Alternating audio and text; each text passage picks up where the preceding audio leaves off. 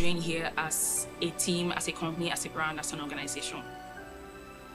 One of the things that stood out for me in the period of waiting, in the period where it seemed like nothing was happening, was my quest for knowledge. My advice to anyone watching this is to go ahead and get the soft skill training by Jobberman and Master Account Foundation.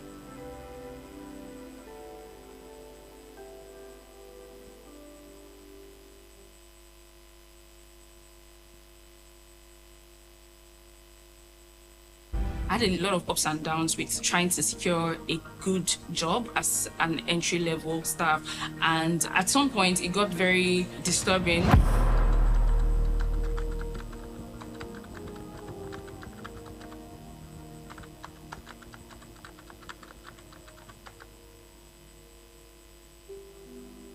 My name is Marvel Iwezwe. I own and run a social media agency called Marv Creative Media. At Marv Media, we're so passionate about managing brands on the digital landscape, helping brands scale and achieve their goals using digital tools.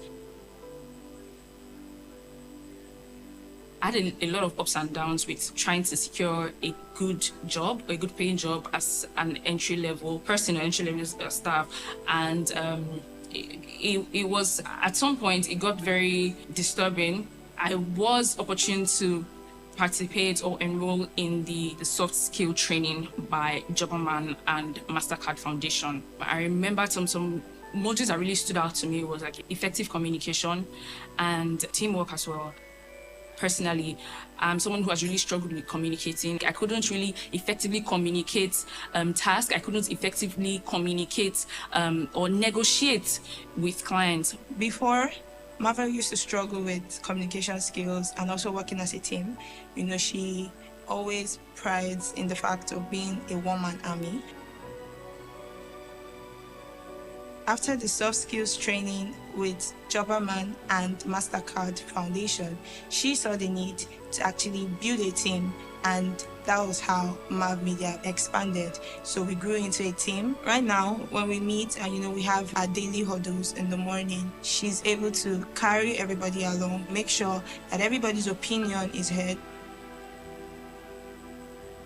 The information that I got from the course helped me tremendously. My communication skills have improved greatly. I'm able to communicate well. I even get feedback now that, oh, you do an amazing job with communicating. Every single win or every single achievement that we make, she always shares and highlights whoever did the work, not just taking credit for all the work. I also look forward to expanding my reach to more countries and to have a global outlook to some of the things that we're doing here as a team, as a company, as a brand, as an organization. One of the things that stood out for me in the period of waiting, in the period where it seemed like nothing was happening, was my quest for knowledge. My advice to anyone watching this is to go ahead and get the soft skill training by Jobberman and Master Account Foundation.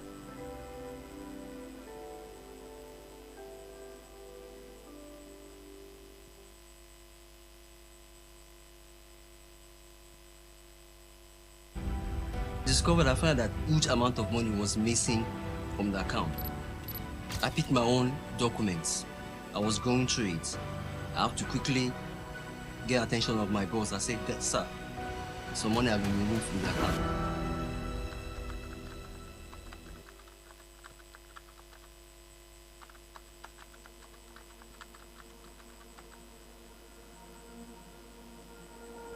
My name is Paul Dike. I'm a graduate of University of Benin, first degree Banking and Finance, and also a master's in Banking and Finance, University of Education, Winneba, Ghana. I was working as inventory officer. I was unhappy. I was not really getting what I feel like doing. Because of that, I have issue with the management. I left. 2021, I was in my church, so some society said that there's some seminars they want to take up. So that's okay, seminars. Okay, let me go. I found that it was Jobberman. I said, it's a good one. I developed interest in the seminar. First of all, they talk about effective communication. When someone is talking, what do? You're listening. So I tend to take that one as a lesson that it's good to listen than talking. Then from there, you get feedback, because communication is what? When you pass message and you get feedback. The other stage of the seminar is CV writing. And CV writing, a lot of us write CV as if you're writing to your friend or to your classmates. When they gave out a sample of how to write a CV, I look at it and say, wow. I go home, I write my CV, and I sent to like 5 companies. One of the company called me. I went for an interview.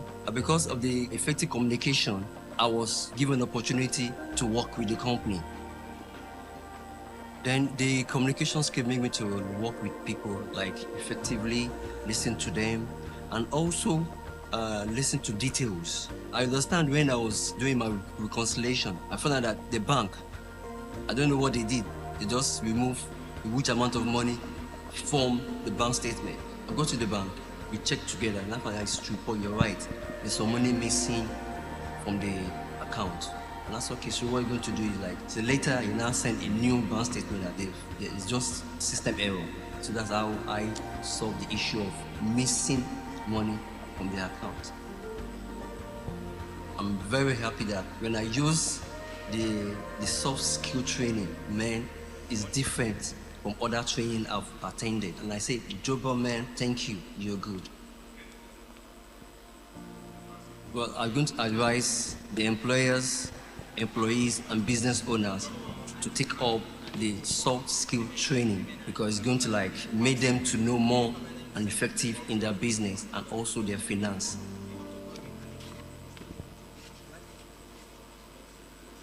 After service, I started looking for a job and I couldn't get. Then I started thinking out of the box.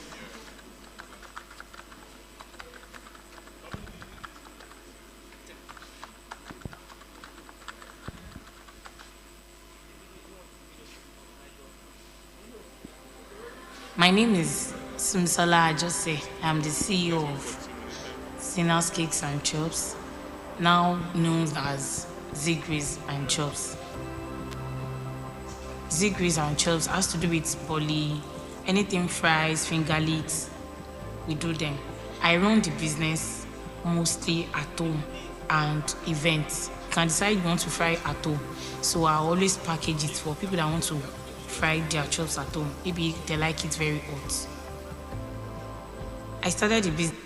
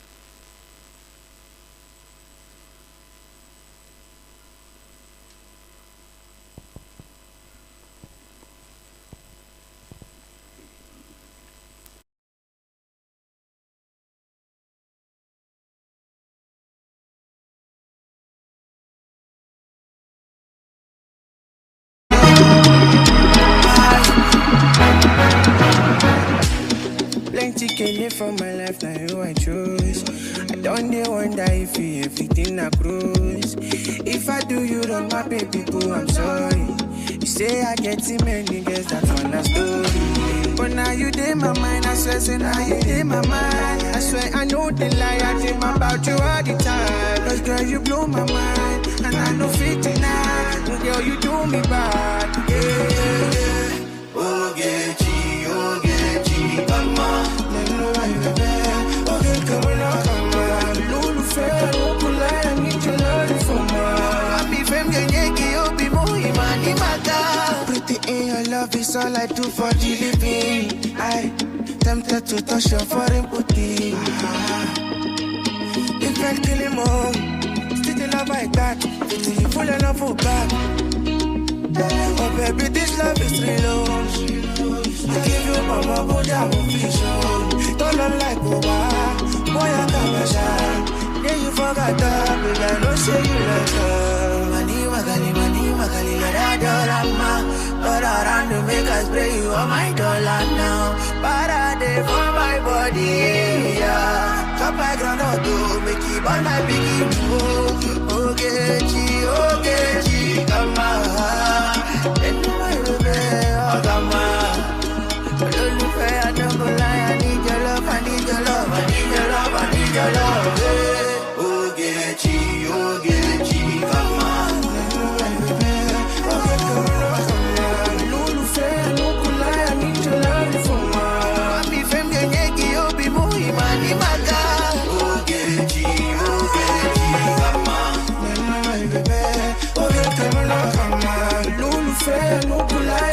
love for more. I be femme, you'll be more money, my God.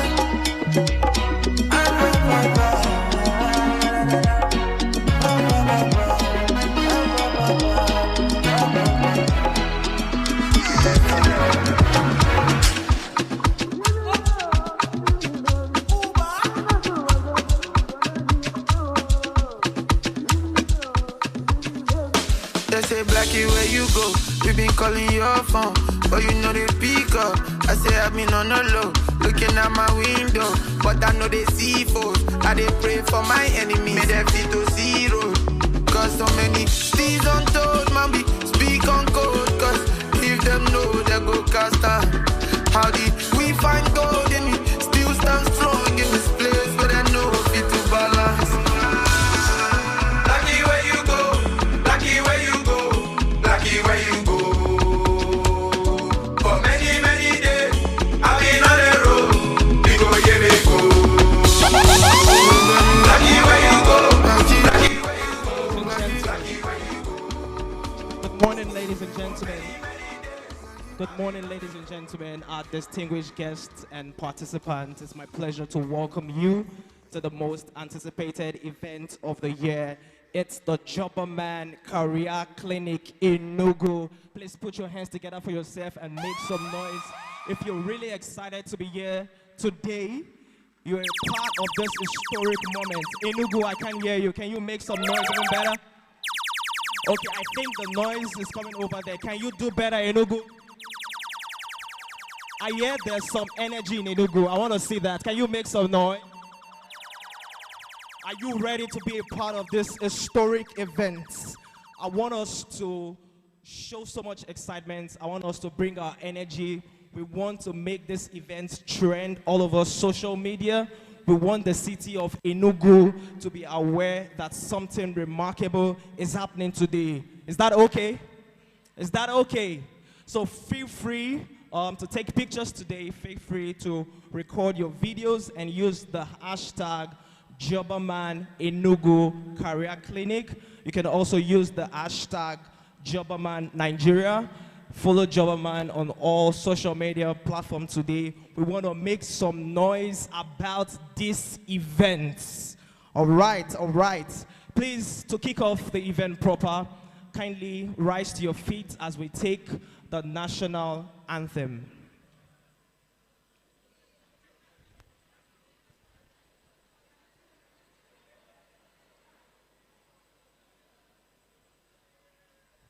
The national anthem, please. Nigeria, we hail thee, our own dear native land. Though tribe and tongue may differ, in brotherhood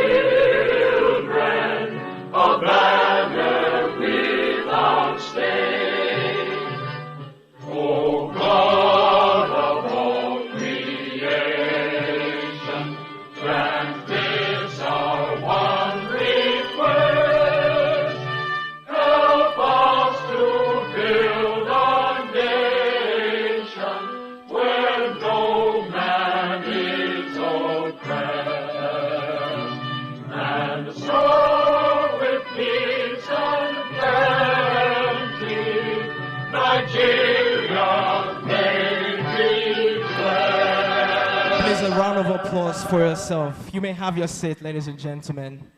All right. Thank you all. Thank you for being here. Thank you for being a part of this historic event. We would also like to recognize our online viewers streaming all over the world, across Enugu, across Nigeria, and across Africa. We would like to recognize your presence. So if you're online streaming right now, please put a comment on the chat box, show your excitement, let us know your location and where you're watching us from. We're honored to have you participate with us today. Ladies and gentlemen, today we have a fantastic lineup designed to empower and inspire you as you navigate through the evolving job market and career development. So whether you're just starting out your careers, whether you're a fresh graduate, or you're looking to advance in your career, or you're looking to sharpen your professional skills, or perhaps you're looking to gain insights into industry trends and the job market, this is the right place and at the right time. Would you just smile, give a bright smile to the person sitting next to you and just let them know, say, hey, good morning, you look great, welcome to Jobberman Career Clinic, you are at the right place at the right time. Can you just smile, give a bright smile, warm, friendly smile? Yes. Please let them know, let your neighbor know that you are at the right place at the right time. Please, we would like to take a moment to recognize and thank some special guests with us today. We're honored to have several dignitaries and government officials and business leaders with us. Please join me in cheering with a warm round of applause as we make this recognition. Representing the Secretary to the State Government, Professor Chidebere Onya, we have with us the Permanent Secretary, Ministry of Labor and Employment, Dr. Godwin Anigbo, MNI. Please, a round of applause for Dr. Godwin Anigbo, MNI, please. You're welcome, sir. Ladies and gentlemen, we have with us the CEO of Jobberman Nigeria, Mr. Ore Oluwaboboye. Please, a round of applause for the CEO of Jobberman Nigeria, Mr. Ore Oluwaboboye. We also have with us the Head of Partnerships Africa, Mr. Ahmed Halaga. Please, a round of applause for Mr. Ahmed Halaga, ladies and gentlemen. We also have with us the Head of Youth Engagement and Learning, Mr. Ini Ikide. Please, a round of applause for Mr. Ini Ikide. All right. Please allow me to introduce myself. My name is Kenny Koga, and I'm thrilled and honored to be your MC and compare for today's event. I thought someone was going to encourage me even much better. I thought someone was going to do much better. Okay, you can show me love, Enugu. You can make it louder, Enugu. We need to set the tone right for today's event. Okay, all right. Our agenda today is packed with an incredible opportunities, from our keynote address to an interactive and dynamic breakout section, which will promise to give you clarity and direction as you navigate the job market, and is also going to give you a clear pathway for career development. So I want you today to sit back, relax, listen attentively, engage actively, ask questions when necessary. We're all here to learn, to grow, and also to have a great time together. Please, a round of applause for yourself once again. All right, without further ado, let's dive right into the main business for today. Ladies and gentlemen, to deliver the welcome address, we have with us an outstanding innovator, an accomplished business leader, the CEO of Jobberman Nigeria, Mr. Ore Oluwaboboye. Please don't stop clapping until he gets on stage. Enugu, I need the energy this morning. Don't stop clapping. You can make some noise for the CEO of Jobberman Nigeria. Thank you. Good morning, everybody. Wow, I'm so excited to be here, and I would like to feel the Enugu energy. So we'll do something very quickly, right? I want us all to stand up, I want you to bring out your phone. So you're going to take a selfie, and I'm going to take a selfie. All right? So when I say Enugu, you say Enugu, okay? Are we together? Good. Do you have your phones ready?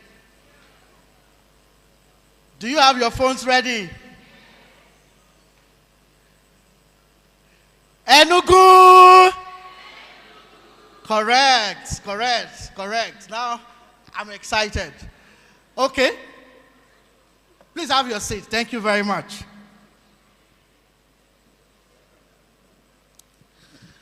All distinguished guests seated, and all protocols duly observed. I'm excited to be here this morning to welcome you to this wonderful occasion. It's an amazing opportunity to see very talented individuals in the room who are eager to take on their careers to the next level. I mean, I believe very strongly that for you to be here, you believe that you're on a pathway, you are on a career journey, and you're here to better yourself. And I am excited to be here with you to share that journey. So because of that, please give yourself a round of applause. At Jobberman, we understand that advancing your career takes more than job skills. It takes the right support and resources, and that is why we have partnered with the MasterCard Foundation to bring you this event today. And we believe very strongly that this event, packed with practical tools and guidance to help you achieve your career goals, you will find usefulness in them. I know you have career questions, and today we have all the answers. So please, try as much as possible. Jot as many things that you can jot down. Ask as many questions that you can ask, all right? Because opportunities like this don't come too often. So make most of today. Ask questions, seek advice, take full advantage of networking opportunities available. And remember, your career journey is uniquely yours. And today's career clinic is here to supporting you to make informed and empowered decisions. I'm confident that the knowledge you gain today will provide a strong foundation for your future endeavors. And let's make today a stepping stone toward achieving your career dream. Thank you all for your time, and I hope that you have a really, really swell time today. Thank you.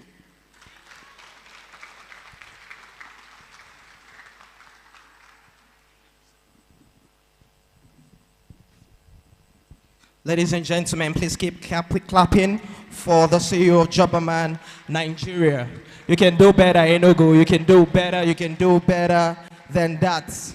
Ladies and gentlemen, our keynote speaker just walked in. Please, we would like to recognize the presence of Barrister Mrs.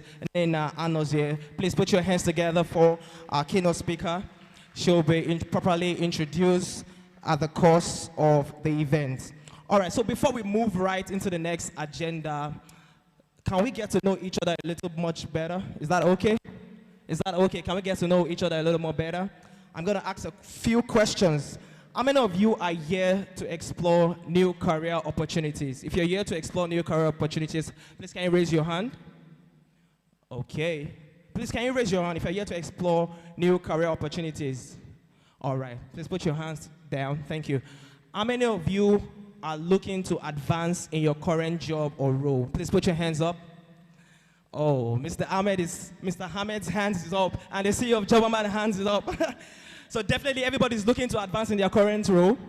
Please put your hands up. I want to see the number. I want to see if you're looking to advance in your current job and role. Okay, quite a number, quite a number. All right, all right. So now the last one, but not the least. If you're looking for a job, put your hands up. No, feel free, don't be shy. We are all here to connect. If you're looking for a job, please put your hands up. So I'm trying to understand. Almost everybody's hand is up. You're looking for a new job. You're looking to advance in your career. You're looking for everything. Wow, fantastic. It's good to know that we are all ready to make the most of today's event. Please put your hands for yourself once again, Okay, few more questions. If you have ever attended an HR career clinic, please put your hands up. If you have ever attended an HR career clinic before, please put your hands up. I'm not talking about flavor concert, though. I'm not talking about entertainment. Please put your hands up. I'm not saying if you have ever attended an HR career clinic. If you have not attended an HR career clinic, please put your hands up. Wow, we have quite a number. So this is your first career clinic. Ladies and gentlemen, we are promising you that this is going to be worth the while. All right. I'm going to ask one more question as well. If you have a LinkedIn profile that you are proud of, that we can show on the screen, and you can see your profile and you are really proud of it, please put your hands up. Please put your hands up if you have a LinkedIn profile. You know, some people have a LinkedIn account, but they don't have a profile. You know, right? Some people have a LinkedIn account, and they have a profile, but their profile is not profiling. You get it, right? Okay, I see we have some Gen Zs in the room today. All right, who is excited to learn something new today? Please put your hands up. Ladies and gentlemen, please put your hands together for yourself once again. All right, now it's time to turn our attention to a truly remarkable individual who is going to set the stage for our day. Please listen attentively and put your questions down if you have questions, and when it's time, we'll give you the opportunity to take questions. Once again, please want to make noise about this event all over social media, so take pictures.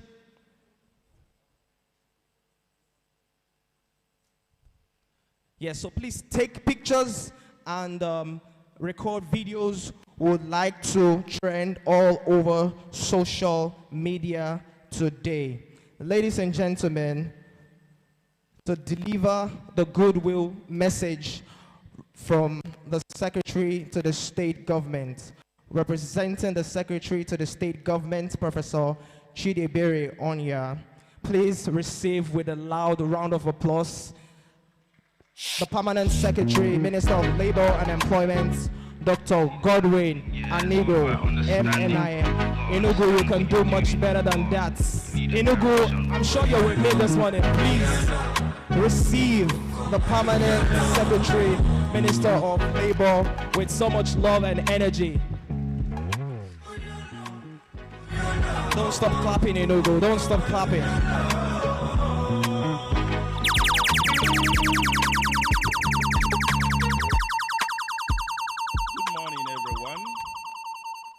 I sincerely recognize all distinguished guests seated in this hall. Like the MC did the introduction, I am Godwin Chinonso Anibo, MNI, Permanent Secretary, Ministry of Labor and Employment, Enugu State. I came in to stand for the Secretary to the State Government, Professor Chidebere Onya. I bring you greetings from the government and the good people of Enugu State. This program is a commendable one. As you all are aware, the citizens of Enugu State, the government of Enugu State, under the leadership of His Excellency, Barrister Peter Ndubisi Mba, is committed towards improving the lives of the people of Enugu State and reducing the poverty head count of this on the part of the citizens. This is evident in his transformation agenda. Of course, for those of you who have been living here in Enugu, we are all witnesses to the infrastructural revolution of this very government.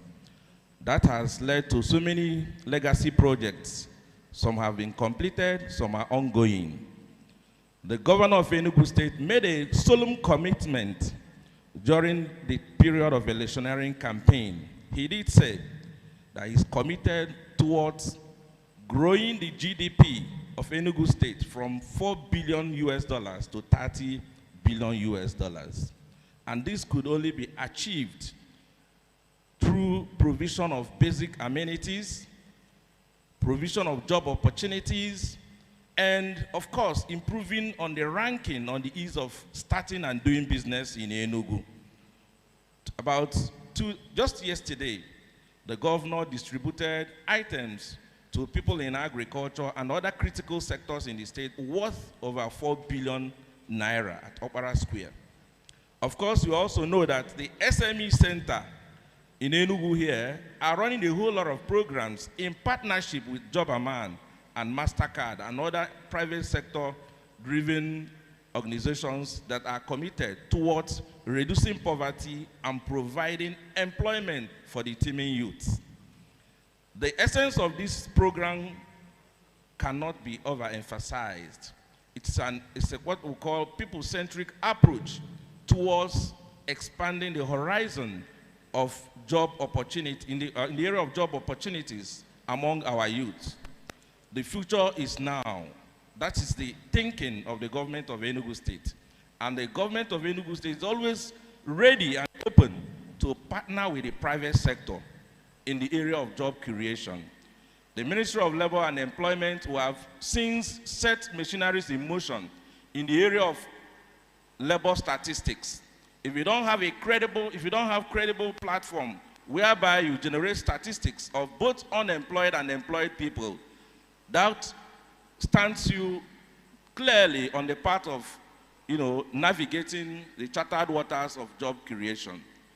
I urge each and every one of you in this hall, more especially the participants, to seize this very golden opportunity to chart a new course in your career trajectory.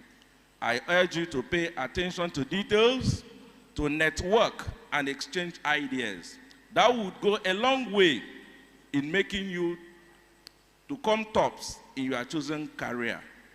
I also thank the management and staff of Jobberman and MasterCard in putting together this wonderful event. Always remember that the government of Enugu State is your partner, and also try to be good citizens of the state. I urge you as young people not to lose hope in the Nigerian project. Things will definitely turn out to, better in the coming years. We are all committed to this cause. As citizens of this country, we are all critical stakeholders in Nigerian project. More especially, you, the younger ones.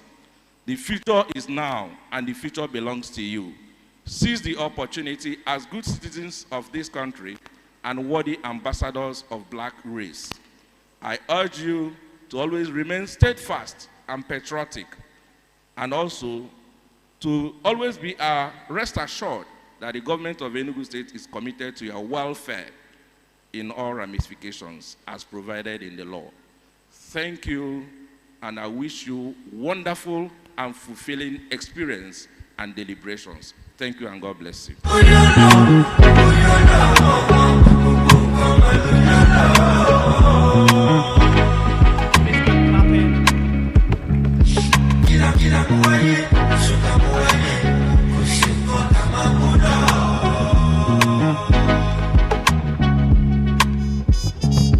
Enugu, you know how we do it. Please don't stop clapping. Let's keep the energy in the room very right. All right, please. Thank you so much, Dr. Godwin Anigbo, MNI, for that beautiful and wonderful speech. Thank you, sir.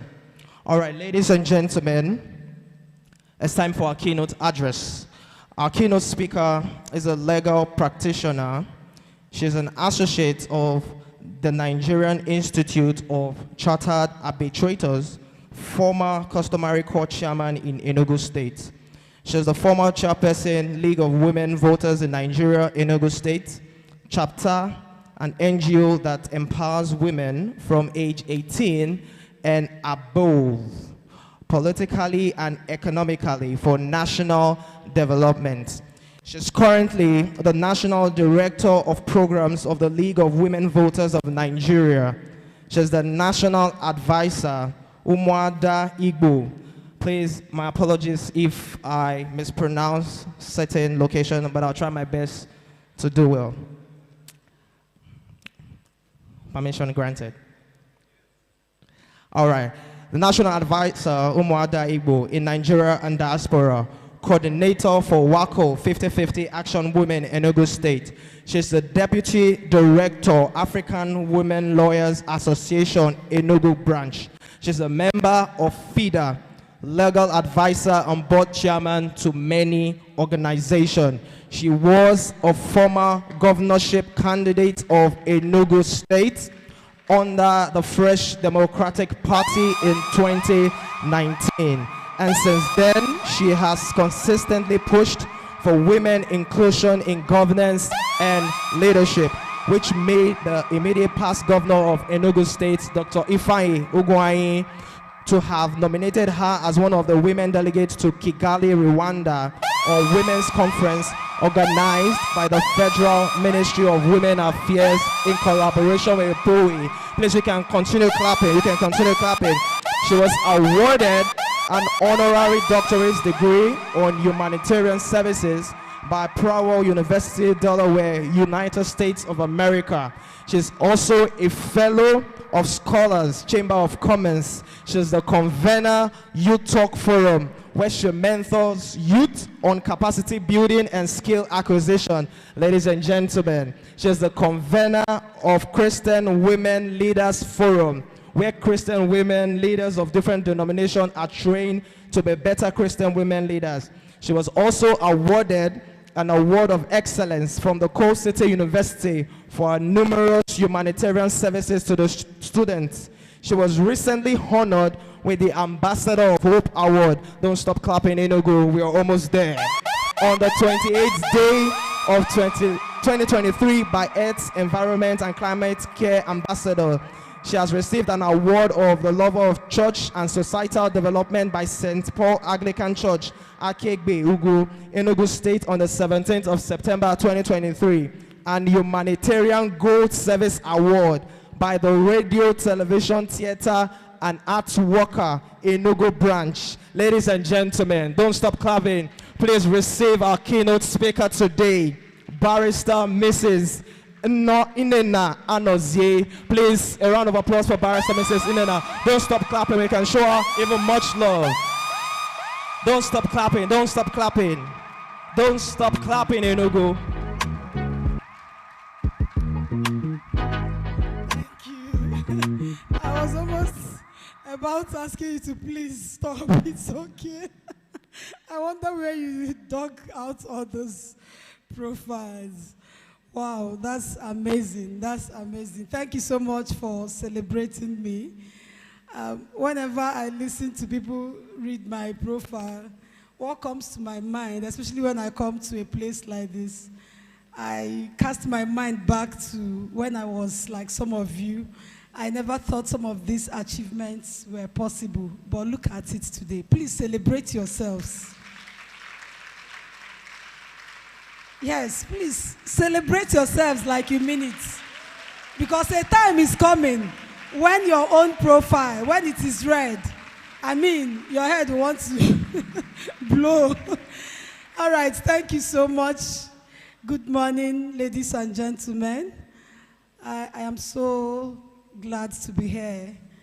I honestly, I was surprised when I got the invitation to be the keynote speaker for this event, because I've been following Jobberman and the activities through Red Foundation, heavily led by my boss. I call him my boss. He will say he's not my boss, but I know he's my boss. If you don't know your boss, you are into trouble. So, also Kingsley of Red Foundation, God bless you. This young man is an inspiration. He's doing massively well. There was a day he called me, he was around my local government, and it was very late. And it was just for this purpose. And I discovered some of our people don't value some of these soft skills. But they keep looking for jobs. They keep looking for businesses to do and, people to work with. And you don't know that these skills are very, very important for you to move forward in life. So thank you so much for what you're doing, for all the stress, for all the, in fact, I know, even all the insults, the inconveniences. Please, thank you. Don't stop doing what you're doing. And to Jobberman, thank you. MasterCard Foundation, we appreciate what you're doing for people of Enugu, for the youth of Enugu. God bless you. Please permit me to stand on the already established protocol. Like you've heard, my name is Nena Anozie, and by the special grace of God, I'll be delivering the keynote speech. Before I go to what I have here, we are looking at your career compass. Gain clarity and direction. And when the MC was asking some questions, he asked some of us, if you know you're looking for a job or you want to advance in your career, you should raise your hand. But I want to ask, how many of you, since you came, at least you know, I'm sure you have stayed for like an hour here. Has anyone stayed for an hour here? Have you exchanged any contact with anybody? Has any of you exchanged any contact with anybody? Has anybody offered you anything that looks like your tomorrow will be all right? You know, you are in Enugu where our tomorrow is here. So has anybody offered you anything that looks like your tomorrow is here? You know why I'm asking that question? Just yesterday, we had an event with the wife of the governor, and I came to do something with a lady in one of the communications companies that came there. And she now said, Mama, please, I would like to join this dancing troupe that I saw today here.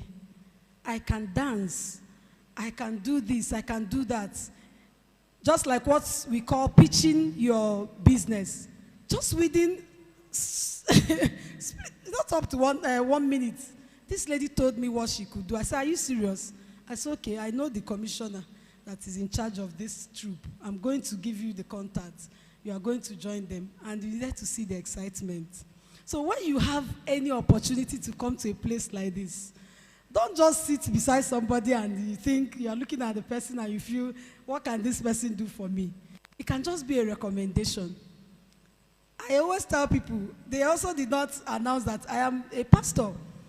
I am an ordained pastor. So I preach a lot. And I always tell people, that's your prayer point. That thing you're praying every day, fasting. Do you know that God has given us everything that pertains to life and godliness? Are you aware? So everything you need to succeed, to be who you are, is already given. But what do you need to do? You need to discover. You need to see it as far as your eyes can see. As far as many opportunities you can explore, you can become. As I was coming here, a lady called me because I posted something in some of the platforms that we want to encourage, a particular political party wants to encourage some youth to vie for councillorship and chairmanship because it's coming up very soon in Enugu. And the lady called me and said, you know that in Enugu, if it's not this particular party, you may not win. I laughed at her.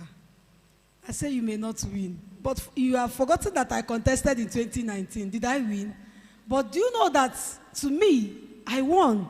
Because the benefits I've started getting from that 2019 up until now cannot be taken away from me. The experiences, the network, the opportunities. I mean, name them. When they talk about women in leadership, women in politics, women in this, they will say, at least she has garnered some experience. So everything is not about the immediate gain, immediate thing you can see. There's no harm in trial. You try, you fail, you start again. So when we are talking about gaining clarity, what do you want to do? Who do you want to be? The person sitting beside you can be that answered prayer you've been praying for. But because of your attitude, you don't like talking, you are one kind of person. I don't like associating with people. I like to have my space. You know, do we have people like that? They would like to have their space. So you can't even greet the next person. How can you be a leader when you select the kind of people you talk to? Or maybe you just look at the person and feel, this person don't reach my level. And you don't know that that person that doesn't reach your level, like what happened between me and my husband one day, went to a place and we just came, sat down. As we sat, a man from there stood up to go. And my husband said, this man looks like this particular commissioner I've been looking for. I said, Are you still thinking? Just go and ask him. Are you this person I've been looking for? There's no harm in talking. But, because he doesn't like just talking to me or maybe feeling embarrassed. But me, I don't mind coming to you and say, oh boy, please, are you so? Even if you ignore me, it's not me. I don't care. I'll ask you. So do you know, lo and behold, it was that man that he has been looking for, that he saw in that place. The man screamed and said, see how this man has gotten the contract, there and there. So please, don't take some of these soft skills that has taken these people long time, resources, and everything to give you. And today they're establishing a clinic. What do you do in a clinic? You come with your needs, and you wait for them to give you or prescribe something that can make you better. So you have come to career clinic where you have your career advancement, you have your career needs met. So that is what I'm hoping to see you go home with today. I hope you get that, all right? So let me quickly go through what I have here. Keynote speech delivered at the Jobberman event, the Enugu Career Clinic on Saturday, the 10th day of August 2024 at Amadio Event Center with the theme, Your Career Compass, Gain Clarity and Direction. I've followed closely the activities of Jobberman through the Red Foundation Soft Skills Training of Enugu State Youth for quite some time now. It's been amazing seeing an organization dedicated so much to empowering Nigerian youth without collecting a dime. I don't know, do you pay money before they give you those trainings? Before I'm saying the wrong thing. Because I know that some of the communities I helped in coordinating also will tell me it's free of charge. Let them just come. And our people don't appreciate free things. You'll be begging them, come and learn. Oh my God. You'll be begging people to come and learn what will advance their lives. So they do these things without collecting a dime. I must appreciate you and your partners for this great job. God bless you. A compass is like an instrument or a device used to navigate or to determine the cardinal direction. When we talk about a career compass, therefore, we are talking about tools that can help you navigate the choppy waters of the job market. Because you agree with me that it's not easy out there. So it is the survival of the fittest. If you're still lagging behind, you're on your own.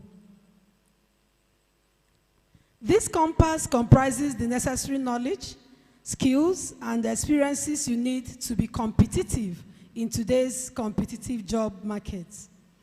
It's a way of looking at your skills, interests, values, and goals to find a career that is right for you. And I'm trusting God that you live here with that because you have come to the right clinic.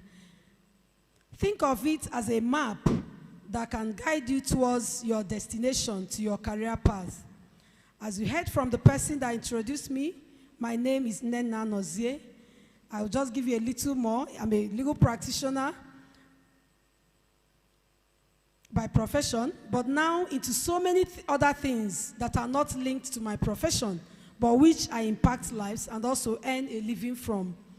I'm into politics. I'm an ordained pastor, like I've said. I'm a public speaker and public affairs analyst, an entrepreneur. These days, I also farm. Yesterday, I harvested my corn. Before now, I'll just be going. I like corn a lot. I'll buy corn, buy this. But yesterday, I went to my farm and I harvested my own. All right? So, I harvest corn, harvest cassava. I've not bought gari. All these wise that gari is expensive. In fact, they're asking me to sell. So when it becomes too much, I will sell to people and make money. Is that not fantastic? Because you can't continue. Yes, yes. When I post it when I'm in the farm, they will be like, Mama, you are into everything. I say, why not? As long as it will to bring money into my pocket and it will also impact lives. That is the essence of living. I am a chartered arbitrator, amongst other things. I mediate, I counsel people, and they pay me for that. I've also written a book entitled My Marriage, a Divine Package. I sell them, I make money. I needed to let you know some of these things I do because I find this topic very apt for me, for our youth today. We live in a country where if you don't have the compass to your career or life, you will be wallowing in gross darkness because the system is not designed to help you find your way, except you decide and take necessary actions that will lead you to your desired destination. We are not living abroad where everything is already provided. Now, whether you are working or not, you eat, you have basic things of life.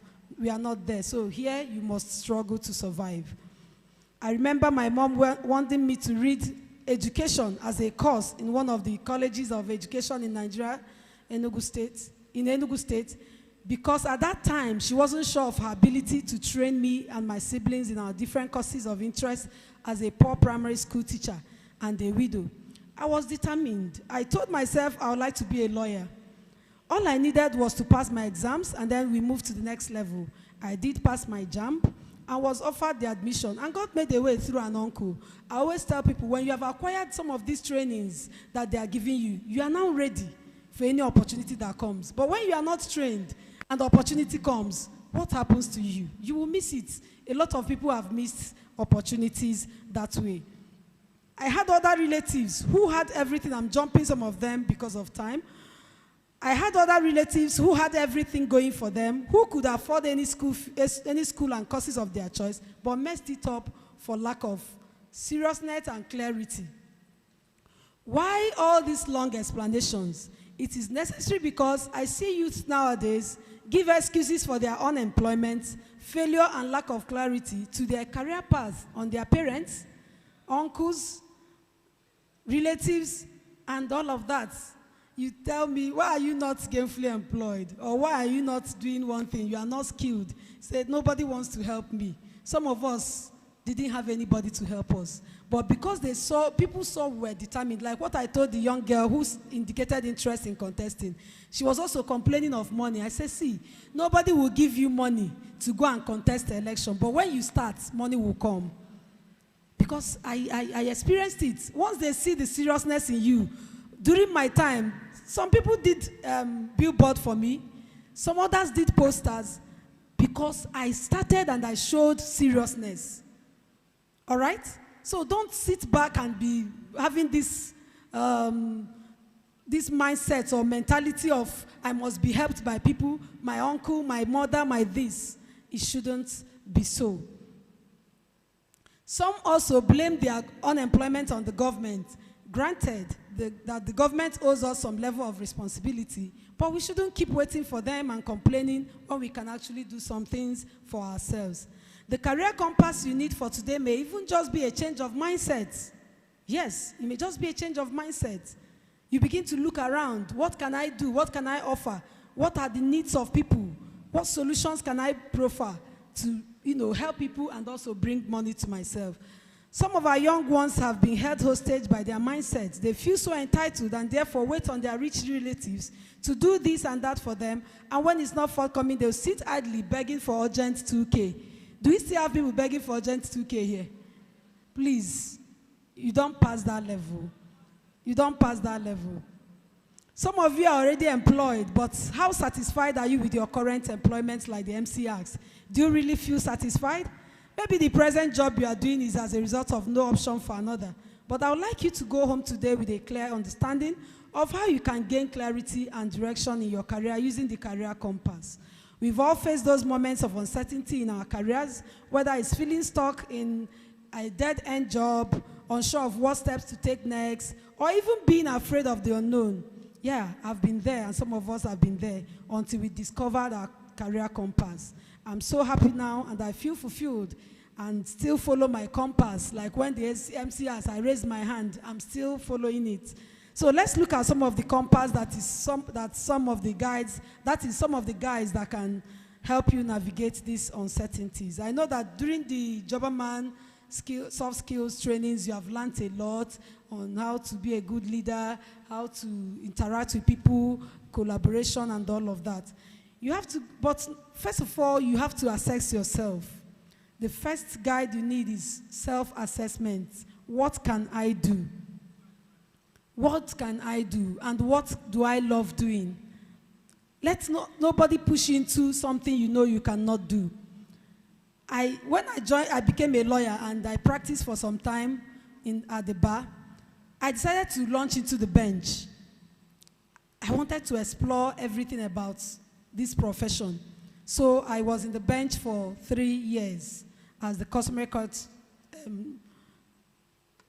judge. And I said, oh, this is good. At least from there, I've seen another area I could help people. And do you know, I was so much motivated. Some of the programs I do now came as a result of some of the things I see happening, because as a customary court judge, they post you into villages. It's like a grassroots court. After that, you have magistrate court. So you relate with the people in the rural areas. So I started seeing a lot of needs, and it has helped me in my advocacy and in so many things I'm doing for people today. So find who you are. I am such a person that loves to go out there, interact with people, look at their needs, meet their needs, and all of that. If you don't find yourself, you can't find your career. Hello, did that make any sense?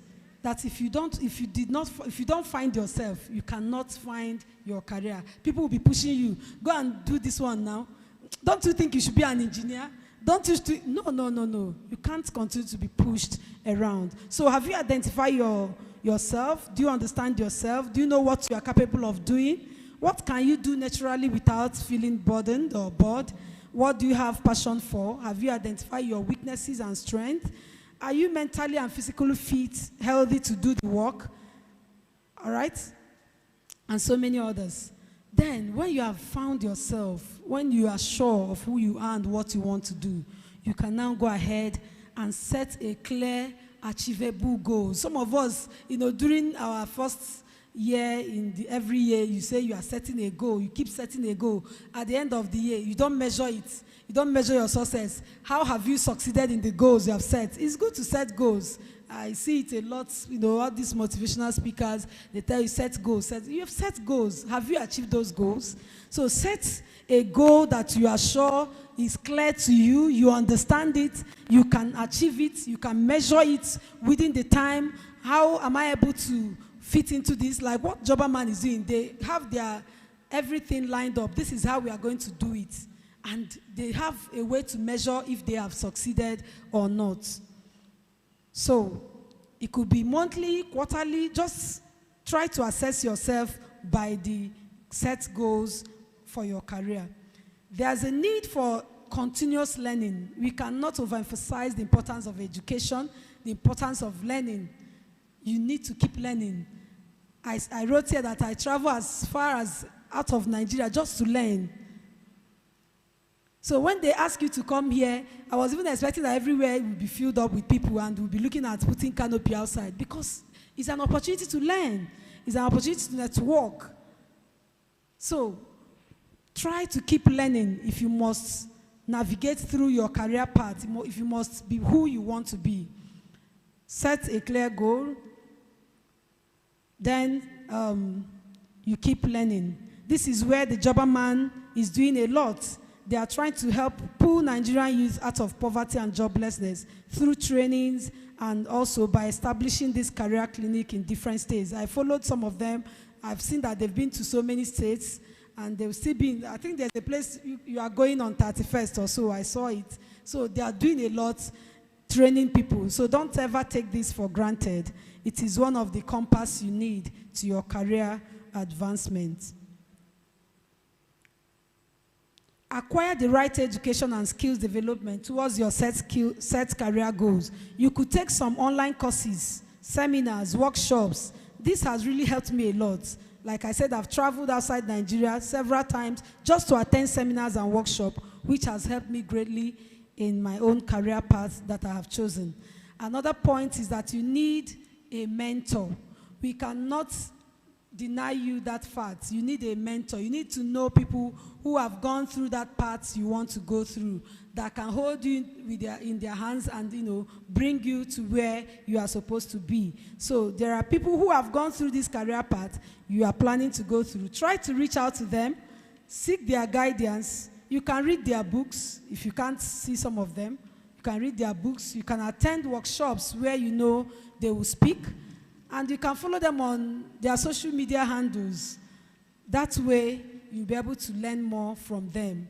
And those of them you can see face to face, please don't abuse the privilege. Go to them, learn as much as you can so that you will not keep groping in ignorance and darkness. Another point I have here is that it is time for you to act. I'm sure you must have learned a lot before now, but how many have you put into practice? If you keep learning and not acting and not putting what you have learned into practice, you will not make any headway. Hello? Hello? So it's time to act. You can start small, but never say never. Don't keep procrastinating. Remember, you've already set your career goals. I think number 2 point is to set career goals. So now that you have set the goals, you have discovered yourself, you must make sure that consistently you are making, putting those actions into use. In conclusion, now that you've known how to gain clarity and direction using your career compass, I'll urge us to go ahead and put all that we've discussed into good use. The more you learn, the more you earn. The more you learn is the more you do what? The more you learn is the more you do what? Because what you learned today is what you use to make money tomorrow. All right? So even if you are seeking an employment in an establishment, beyond your CV, your employer would like to explore other personal skills, like those soft skills you've been trained on. So your experience, which you may have acquired from volunteering for organizations. I was seated with a lady yesterday, and they were looking for somebody to volunteer to judge the people who participated in one of the matches. And she volunteered. And by the time we were leaving that place, she was carrying a lot of things. She said, see me, just that I volunteered. So don't ever joke. Some of you who want to jackpot and leave our country, Oyibo people, they like to know how many organizations you have volunteered for, what soft skills you can bring on board. Nobody wants to hire a dullard. Nobody wants to hire somebody without anything. And I don't believe anybody seated here today is without anything. God has richly blessed you. So please, put it into use. There are other employable skills such as problem solving, communication skills, like some of the soft skills you have been, leadership skills and all of that. Have a work ethic. Plan yourself very well. Volunteer for organizations and companies. Try to be early to meetings. There are people, you wouldn't know that they've already planned that the first 5-10 people that will come here will be employed. And you come late. And there they are now announcing, we are employing these people automatically. Will you not go home sad, no matter what they give you that day? And you know you were supposed to come. My sister is laughing over there. But that is it. You feel so bad, knowing that you could have been the person who won that position if you had come early. So don't joke with your time. Time management is very, very key. Leadership skills. You may need to collaborate with others if need be. Have a positive attitude and good working relationship with your colleagues, because those colleagues can recommend you, refer you for jobs and other opportunities. Be fair and kind to your partners, your customers, your clients. I must not fail to also remind you to be courageous and confident in yourself. Be what?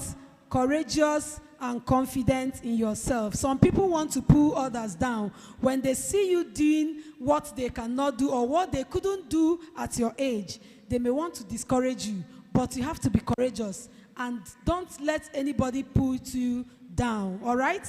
I remember when I was contesting, some of them were like, you should have gone for counselor now. You should have. So when they now started seeing the benefits, and when they will be like, wow.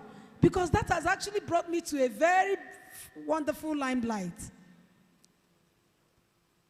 I was so shocked one day. Somebody called me from Abuja and said he wanted to see the then governor of Ebonyi State, David Umai. And I told the person, I have never seen that man face to face. What makes you think, is it because I contested for governorship, you think I know everybody? But do you know, before we finished, I was able to connect him to him. How? I went for one training in Ebonyi. I got a contact of somebody. I called the person. The person said, okay, I have the commissioners. Just like that, we got to the man. Hello?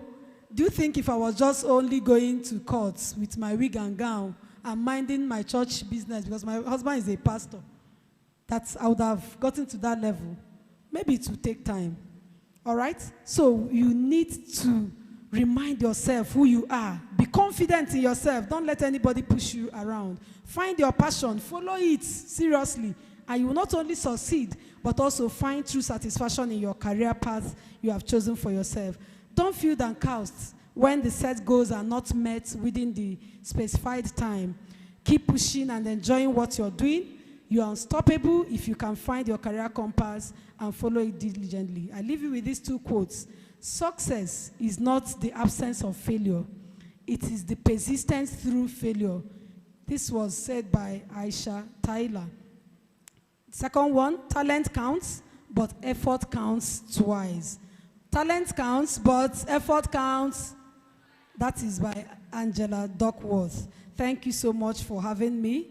And I wish you all the best in your career path. Thank you.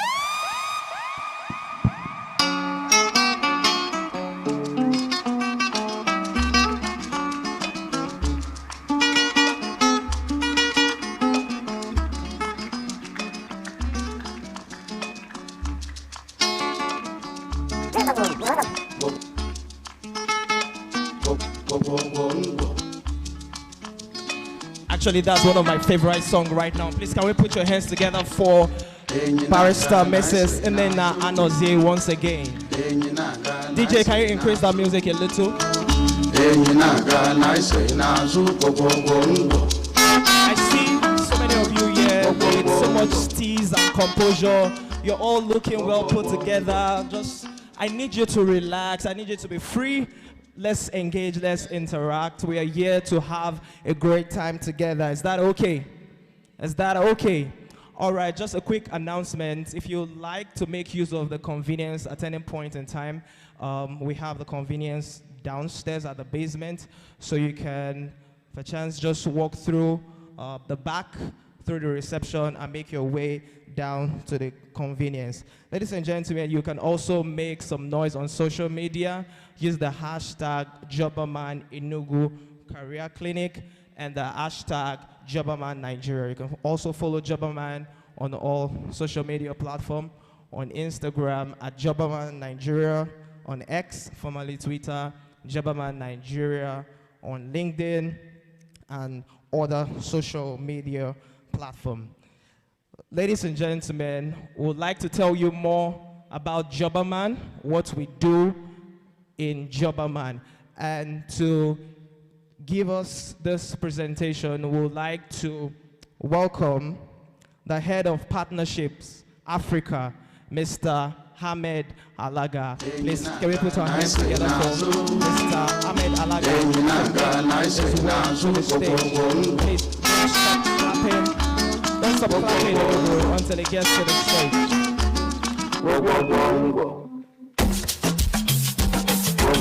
We can do much better. Don't stop clapping until it gets to the stage. They come on to me, go I'ma show you good, they no condone. I'ma go there, also go sharp. I'ma not to get stone, they play. I'm in the mood. I'ma get fell in the ground. To marry no one like you. Tabaja, Baba Shah, they live. Don't talk to you, waiting to worry you.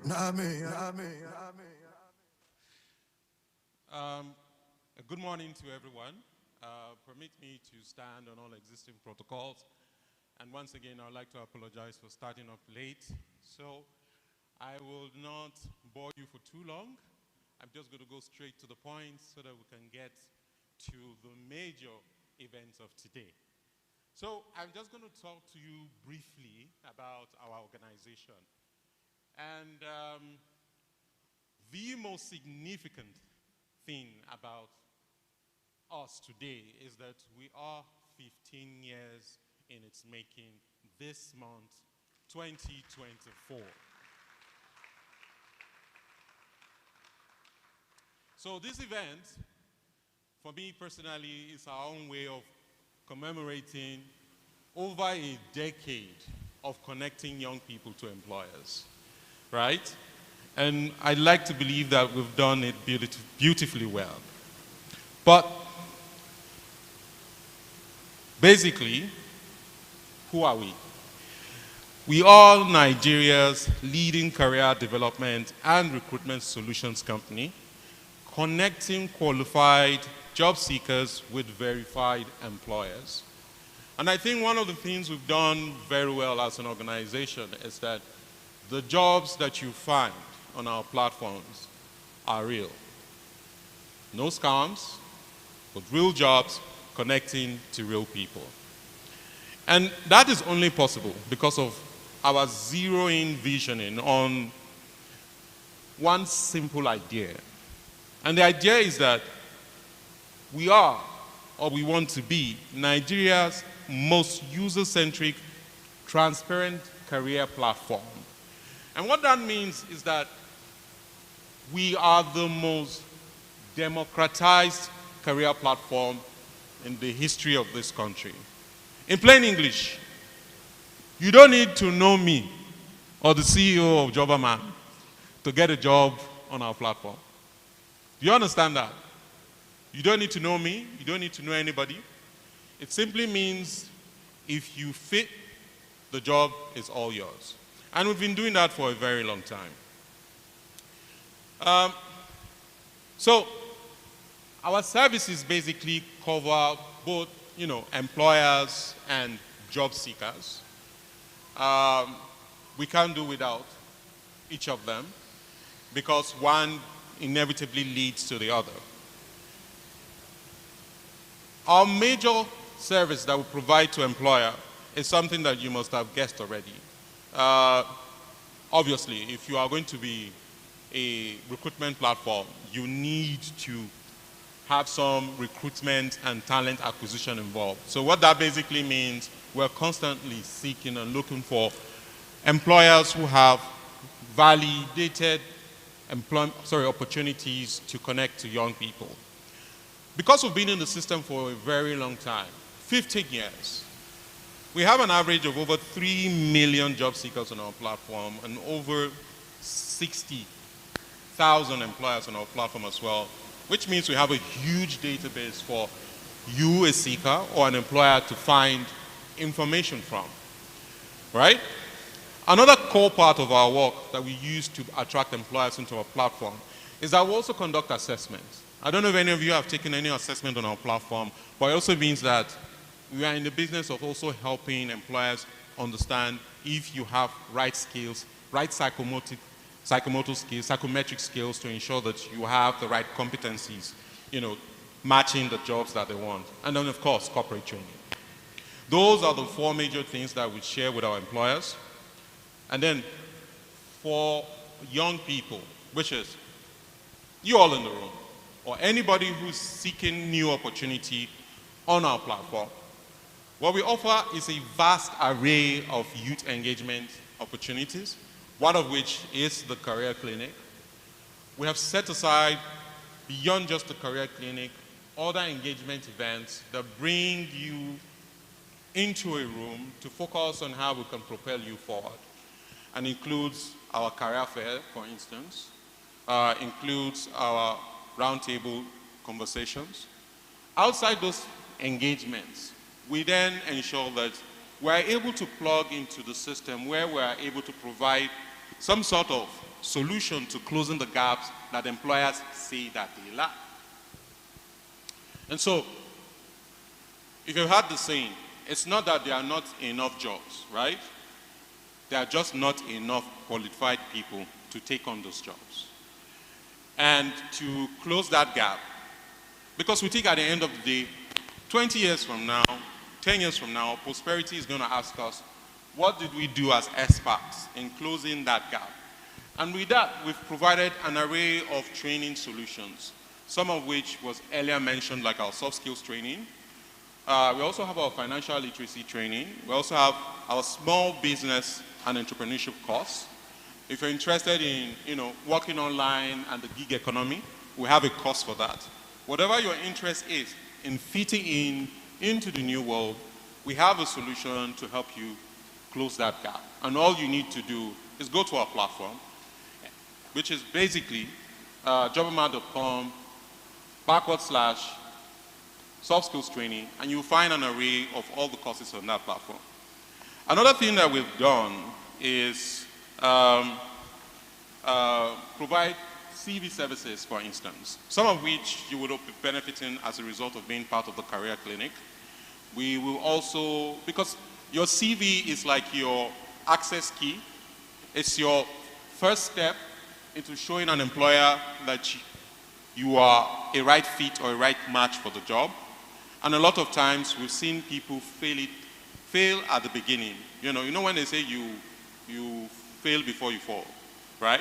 So your CV is your blueprint. It's like the blueprint an architect used to build the house, or that the architect used to get approval for construction. Knowing how important that is, we have CV services available to help young people put their best foot forward. Over the years, in ensuring that we do what we do for the right purposes, we've trained over 1.9 million people and have placed over 500,000 young people in 14 states across the country. This is something we've done for the past 5 years, and we've done so well that we've decided to continue to do this up until 2030. So I hope that you remain with us on our platform, right? And it's simply just going back to Jobberman, www.jobberman.com, and finding yourself in a complete profile form. And the reason why I'm saying this, I'm a benefactor of that. My first CV was done by Jobberman 20 years before I joined Jobberman, right? My name has been on their database for a very long time. And here I am, working for that same organization. So you never can tell. We're here, and we're built to last. So it's better you grow your profile. You know what they say? That the best time to plant a tree is 25 years ago. If you miss that opportunity, the next best time to plant a tree is when? Now. So please, before I come off this stage, plant your tree. Log into our platform, register, start to build your profile. Without much further ado,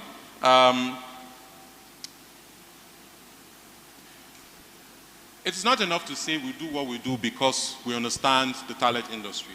We do it based on data and analytics that we've gathered over the years. Being around for 15 years is no joke. And a lot of times we spend our resources understanding the challenges young people have, backed by research.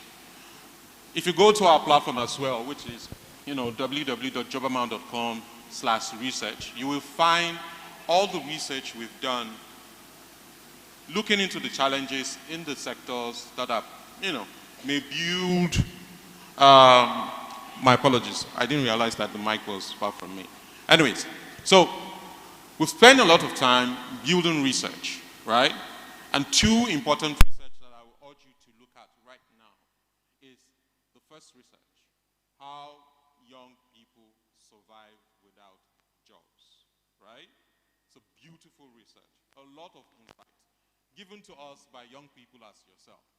The other bunch of research that I will urge you to look at is to look at our research on the gaps analysis for the digital sector, the agri sector, and the creative sector.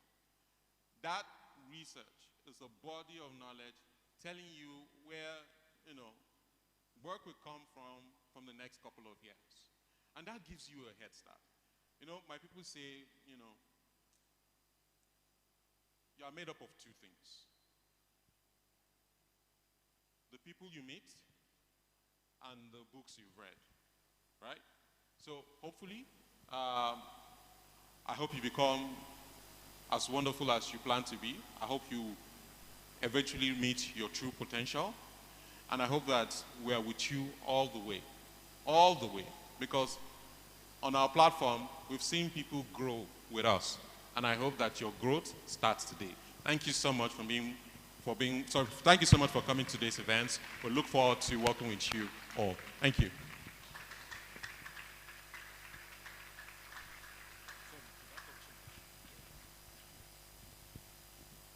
Thank you so much, Mr. Ahmed Alaga. Ladies and gentlemen, please a round of applause for Mr. Ahmed Alaga once again. All right, all right. So you have a notepad with you right now.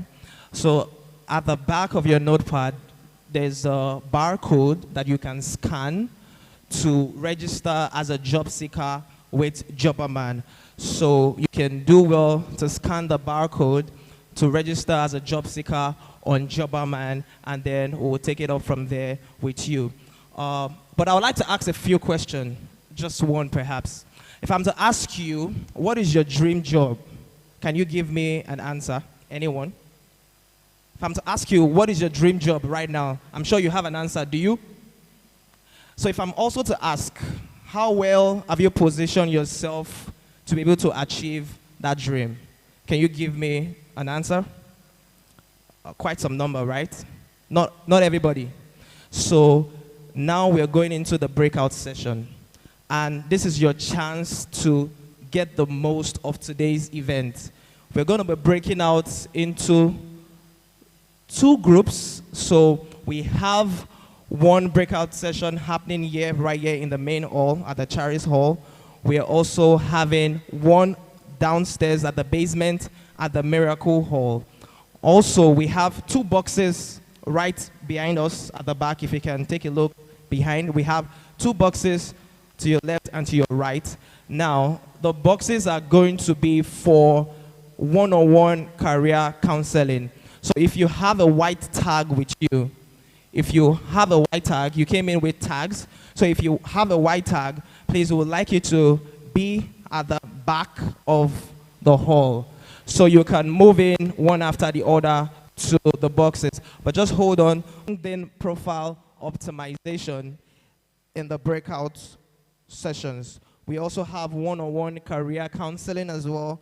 We also have group interview and etiquette training. We also have personal branding training.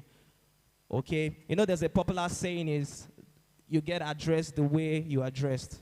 So personal branding is something that most of us youth nowadays, we don't really pay attention to, but it's also one of your one step into landing your next dream job. So our HR consultants, our recruitment consultants are stationed at each hall, and you can find them right at the back. So they are going to coordinate you and they are going to direct you into the hall. So for everyone sitting on the right from this side of the aisle to the other end, you'll be moving to the Miracle Hall downstairs at the basement. We have our volunteers and HR professionals right stationed at each location, and they will guide you moving right into the hall. So for everyone on this side of the aisle, to my left, to the right end, you'll be here on the main hall. Our recruitment consultant is also going to attend to you. So if you have a white tag with you, you'll be sitting at the back of the hall, and then you're moving one after the other into the boxes for your one-on-one career counseling. Now, there's a bonus. There's a bonus. So we are going to be giving the most interactive and engaging participants an opportunity for a free LinkedIn optimization and career review by our recruitment consultants for free. It's paid for in Jobberman, but we're going to be giving you for free. And this is going to be the most engaging and the most active participating candidates right here. So you can do well to ask questions while you're in your breakout session. You can do well to engage actively. This is your opportunity to have a one-on-one conversation. So if you have questions, if you have things that you need to know as you navigate your career journey, please put those questions together and ask our recruitment consultants and HR professionals that have been prepared to cater for you today. Okay, so firstly, we'd like to have everyone on the white tag to make their way right at the back of the hall. Do I have someone coordinating that? Okay, all right. So if you have a white tag, with you. Please gently, one after the other, have a seat at the back of the hall. No, if you're here without a white tag, just remain on your seat. Only those with a white tag, please kindly make your way to the back of the hall.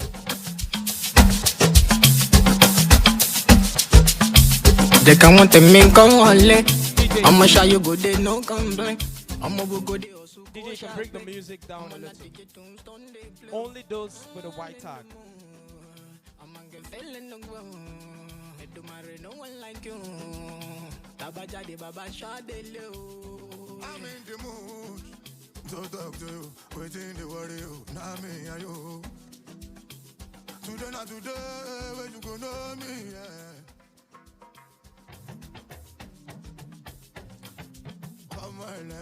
If you don't have a tag, please remain on your seat. Only those with a white tag just sit behind at the back. So we need to demarcate. So if you don't have a white tag and you're sitting at the back, you can please just move forward a little so we can have a distinction between. Yes, thank you. Also, the breakout session is going to take 1 hour, and then we are going to reconvene back here to have conversation, takeaways from what we learn, and we can all learn together. So please understand that we are reconvening back here. Naturally sexy. Your majesty.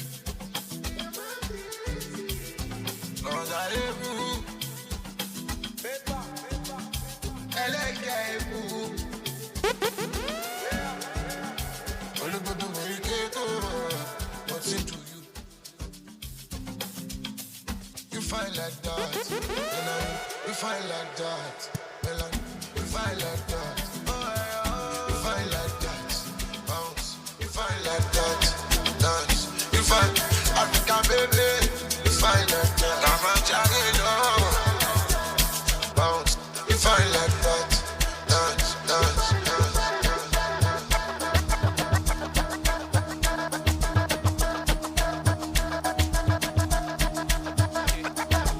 The PWD guys, please just remain here in the hall. All right, thank you all. So,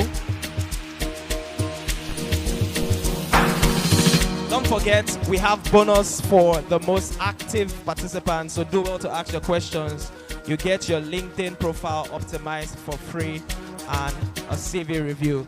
All right, so on the right-hand side, everyone on this side of the aisle to the end, please kindly move to the Miracle Hall downstairs at the basement. Please, is someone coordinating that? All right, please, can we move gently from, yes. Please, make your way with Mr. Ini on white.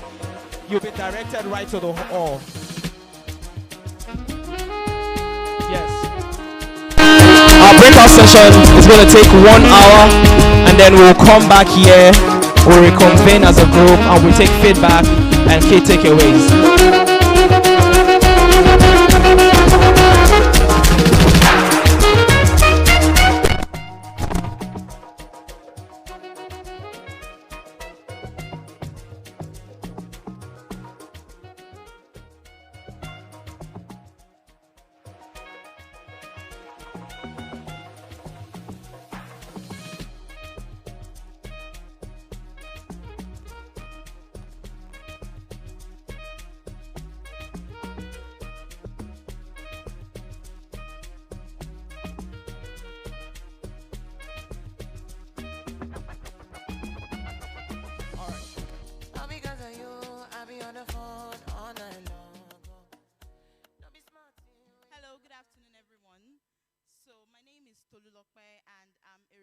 consultant with Jobberman Nigeria.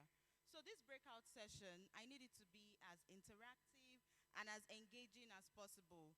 Right now, please see me as your friend. So feel free to call me Tolu. Reach out to me if you have any questions. Tolu, yes, T-O-L-U. Just call, or you can call me my friend. I don't mind, because I'm your friend for today.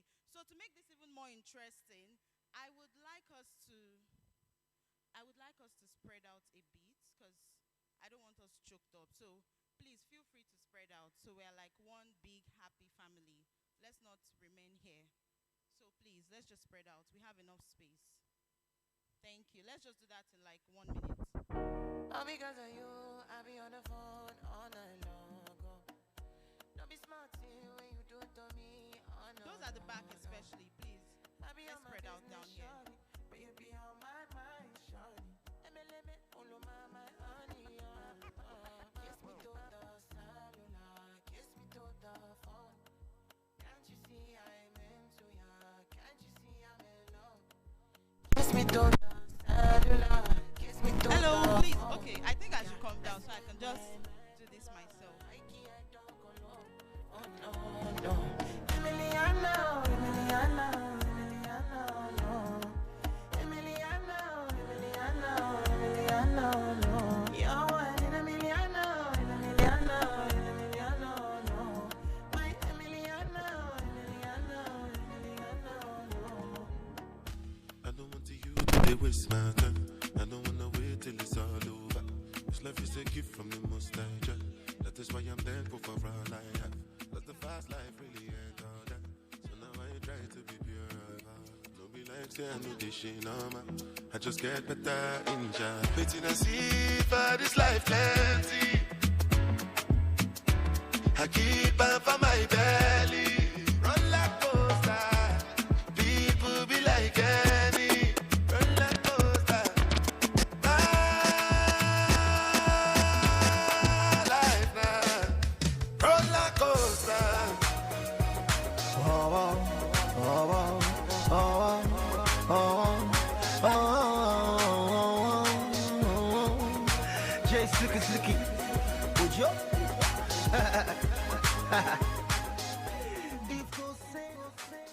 Okay, so once again, good afternoon, everyone.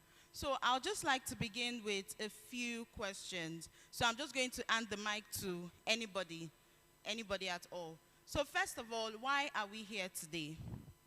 Any volunteers? Remember that the most interactive people will get free CV review and free LinkedIn optimization. And trust me, that costs a lot. So it's a lot. You're it's a big bonus. So please be as interactive as possible. So why are we here today? You raise your hand first, so please. So tell us your name and why you're here today. My name is Abai Ijoma, and we are here to gain clarity and direction on our career path. Thank you very much. Please, a round of applause for her. Enugu, this energy is too low. Please, a round of applause for her. Thank you. Thank you. So someone raised their hand up here. Yes, it was you. This was the second person. So tell me your name and why you're here today. All right, good afternoon. I'm Jerry Fabian. I'm here basically to be job ready, to acquire the skills I need to be job ready. Okay, thank you very much. I want to hear from more people. So I want to hear from more people. Someone over there. So let's hear you.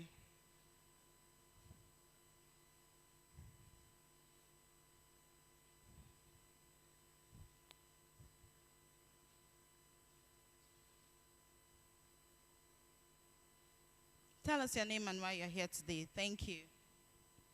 All right. Good morning. I'm Reality Cosmos Okechukwu by name. I'm here to further develop my skills towards job seeking and also upgrade more of what I think I don't know. A round of applause for him, please. Okay, so I need more people. Okay. So let's hear from the people in front.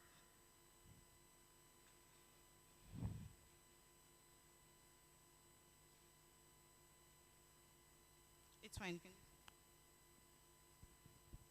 Good morning. I'm Isebasi. I think the reason why we are here today is simple. It's to gain clarity and direction in our career path. Again, the energy in this room has to be high. Thank you. Thank you. So now, when you say you want to gain clarity and direction, and from what he has said, and from what everyone else has said, it has to do with career development, career advancement, and all of that. So basically, that is what this session will be all about. And it's going to be, we will have a lot of questions and answers. So please, get ready for me to disturb you with questions, and I would like to get answers from you. So the next thing I would like to ask is, what is a CV? Anyone here? What is a CV? No, I want someone who hasn't spoken. What is a CV? Feel free, please. Like I said, I'm your friend today, so feel free to speak with me. Thank you. When people raise up their hands, please let's encourage them as they're standing up. Thank you very much. So a round of applause for her, please. My name is Wanfochu and Francisca, and the CV meaning first, curriculum vitae, and it contains what about your studies and everything about that person. Okay, another round of applause for her, please. No, let's come over here. Okay, just hand the mic to her. Someone raise their hand there. So let's encourage them, please. A round of applause for them. Okay, thank you. A CV. Okay. Okay, his name is Emeka Jovial. He likes the name, he likes being called Jovial.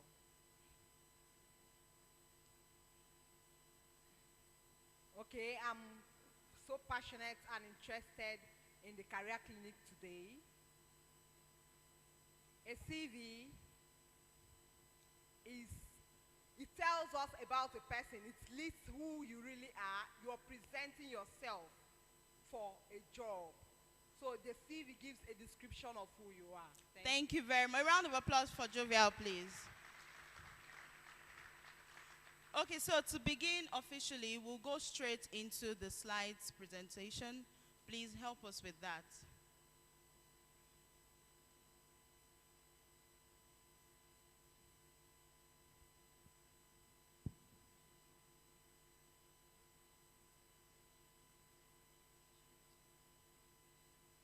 Okay, so while we're waiting for that to happen, I would like to hear from more people what you think a CV is.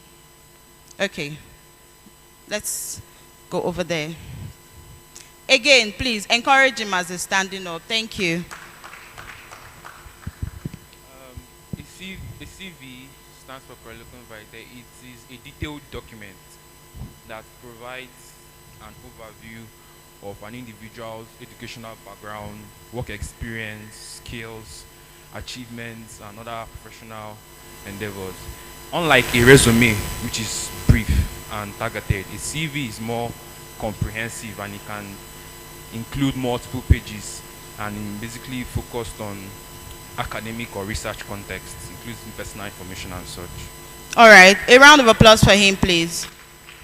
So, someone here raised his hand. The women, what's happening? I'm not seeing your hands up. Okay, we have quite a few. Okay, my name A round of applause for him, guys. Don't forget. Thank you. My name is Chinaza Emmanuel. To me, a CV is an official representation, a breakdown of who I am, my personality. That's my own understanding of CV. Thank you. All right, thank you very much. So the women in the house, okay, we have about two there. And then, so we'll take one from here and one from that end. A round of applause for her, please. Thank you. My name is Lovett Chinaza Eze. I would define a CV to be a document that contains your journey, your academic journey, your career journey, describing your milestones and the goals you have achieved so far in your career. Thank you. Thank you very much. So, over there.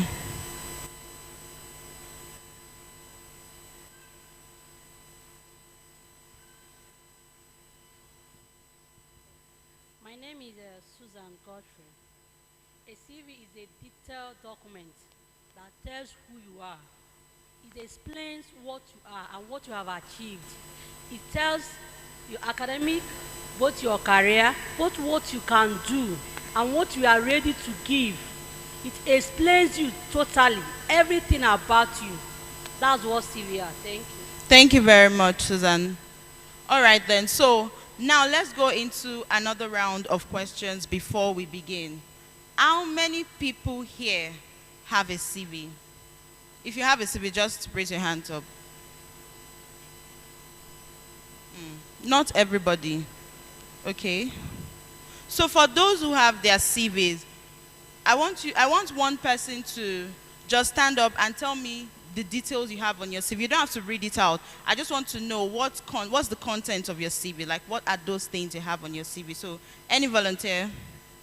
So I want someone who hasn't spoken. Okay. So let's start from there. Okay. Good afternoon, everyone. My name is Gloria. Actually, CV, I'm into health, and I believe there is no particular, for my best of knowledge, there is no particular way of arranging CV, but for my own, how I did mine is the first one, it's my address, my email, my phone number, and probably my LinkedIn profile link at the top. I arranged it, it's at the center. Then after that particular one, you are going to get the summary of my career. And after that, the next thing you are going to see is what is it called? All the training I have undergone that's under health. Okay. Then after that, and the next one is my experience. I have actually worked in various places, and I arranged it from the most current one to probably I've worked in 3 different places ever since I graduated from university, and I have arranged it in that order from this most current one to the very first place. Then after that, I included my maybe my soft and hard skills, and then my educational qualifications. Like probably I have done 2 courses in the university, and I was able to break it down from the year to year. Another training that I have done, probably 2-year training, 1 year, as the case may be. Then finally, I was able to also include my other likes and what I actually inspire or what I would like to do in future. And it's about how many pages? 7 pages. Thank you so much. All right, thank you very much. So I need another person to give me theirs. So let's do a man now. Yes, you. Thank you.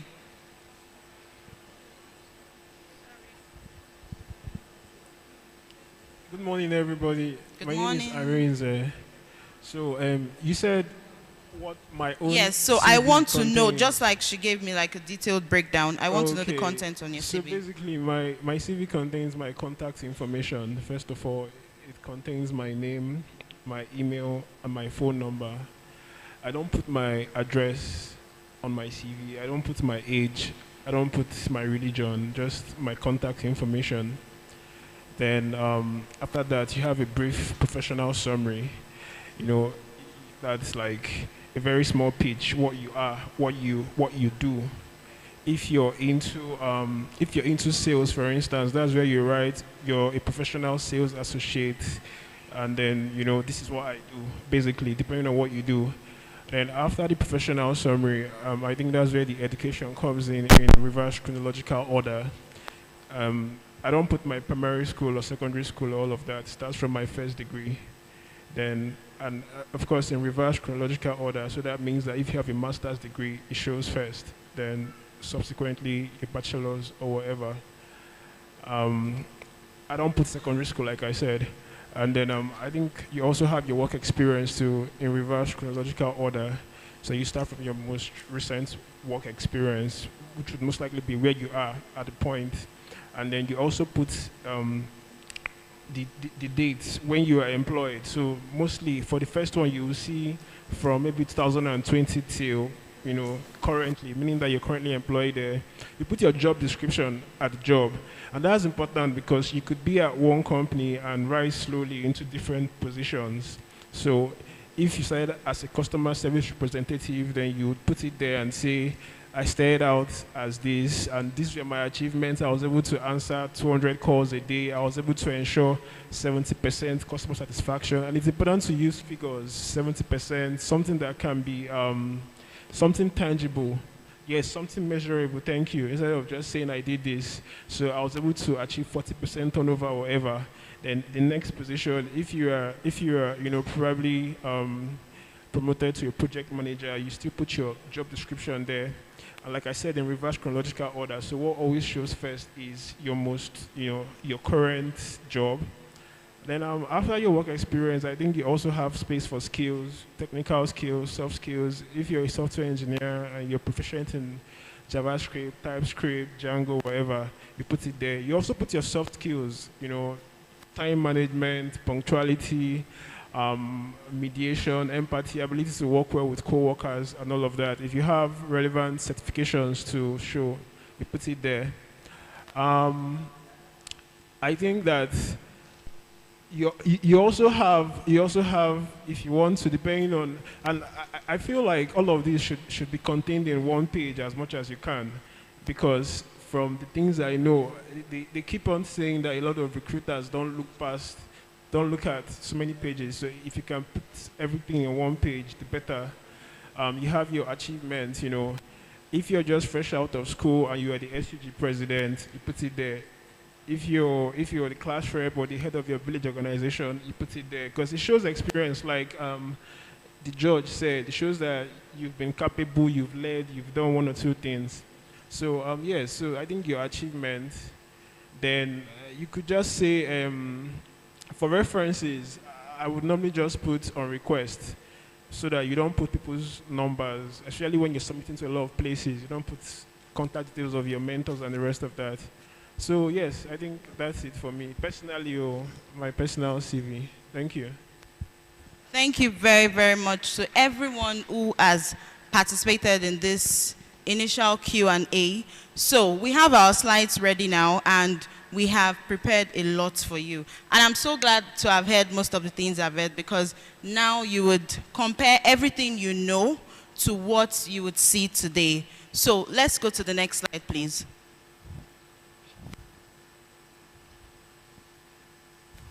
Of course, we already know about Jobberman. I think Ahmed did a great job informing you all who Jobberman is and exactly what we do and what we stand for. So we'll just go to the next slide, please. The next slide. Okay.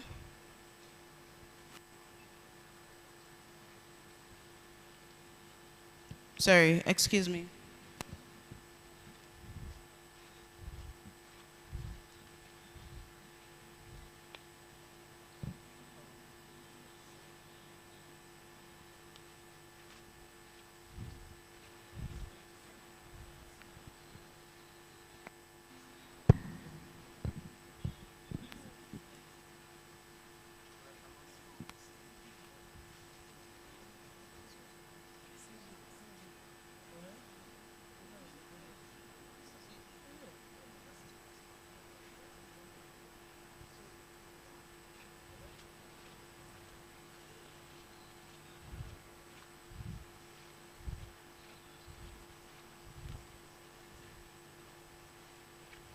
Okay, so apologies about that.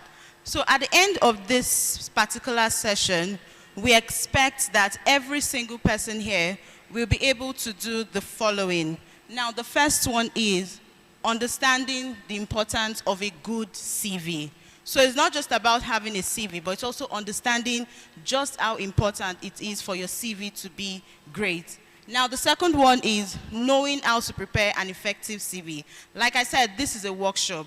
So we are going to go step by step into what it means to actually create an effective CV, because it's not just about having a CV, you need to have an effective one. So after that, we would go into understanding and applying ATS standard practices. Who knows what an ATS means? ATS. Anybody here?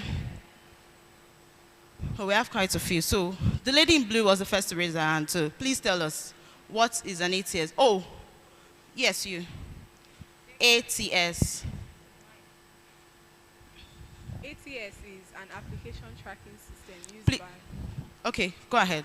Okay, ATS is an application tracking system used by employers to review or sieve out CVs that are not very qualifiable and entertain ones that passes through the... Thank you very much. A round of applause for her, please. So did we all hear? A round of applause for her, guys. Thank you. So did we all hear her? Okay, an ATS means an application tracking system. Application tracking system. And I think the name already specifies everything you need to know. It is used to sieve out applications, and it is used by employers, recruiters, and every employer of labor who needs a particular group of people or a person to hire. So whenever you apply for a job, it goes into the ATS. And so here you understand how exactly an ATS works and what you need to do to ensure that your CV stands out when it gets into that ATS. So another thing you would learn is you would get to realize the potential of LinkedIn. Someone asked earlier, I think the MC asked earlier, how many people here have LinkedIn accounts? So in this workshop, how many people have a LinkedIn account? Okay, quite a good number. Okay, we'll get there. We'll get into it. And then the last one is optimizing your profile for attraction. Again, it's not about having a LinkedIn profile. How will you attract me? I'm a recruiter with Jobberman. So how would you attract me to actually view your profile and review whether or not you'd be suitable for an employment? So the next slide, please. Okay, so many people already gave us various definitions of CV, which were honestly very correct. But of everyone who spoke, nobody really mentioned one thing I wanted to hear, and it's here. So it states here that the average recruiter spends about 3.5 seconds. And in fact, I think this 3.5 seconds is really exaggerated. We literally spend like 1 second. I mean, when I see your CV, I spend just a glance. I can tell whether or not I want to even view your CV further. And I know I've heard a lot of people say, oh, is that even fair? I mean, why are you just spending a second on my CV? But then you should understand that recruiters actually have, maybe, or even employers, when you apply, when they get applications, they get like 500, 600, even up to 1,000 applications for one job. So it means that you need to do a lot more for your CV to stand out. You need to make your CV interesting enough that I, Tolulokwe, actually want to read through your CV and understand exactly what you stand for. So what does it mean? It means that your CV is meant to be a marketing tool. So if there's anything I want you to leave here today with, it's not just seeing your CV as just curriculum vitae. No, it is your marketing tool. So it means that you are ready to use your CV to sell yourself. So with that mindset, that should let you know that it is not just a group of words. It's actually a marketing tool. Next slide, please. So now going into the application tracking system and the selection process. So to explain this, in a way that is relatable to all of us, I want us to view the ATS as a market. So the ATS is a market, and when we want to purchase things from the market, so I want to ask a question.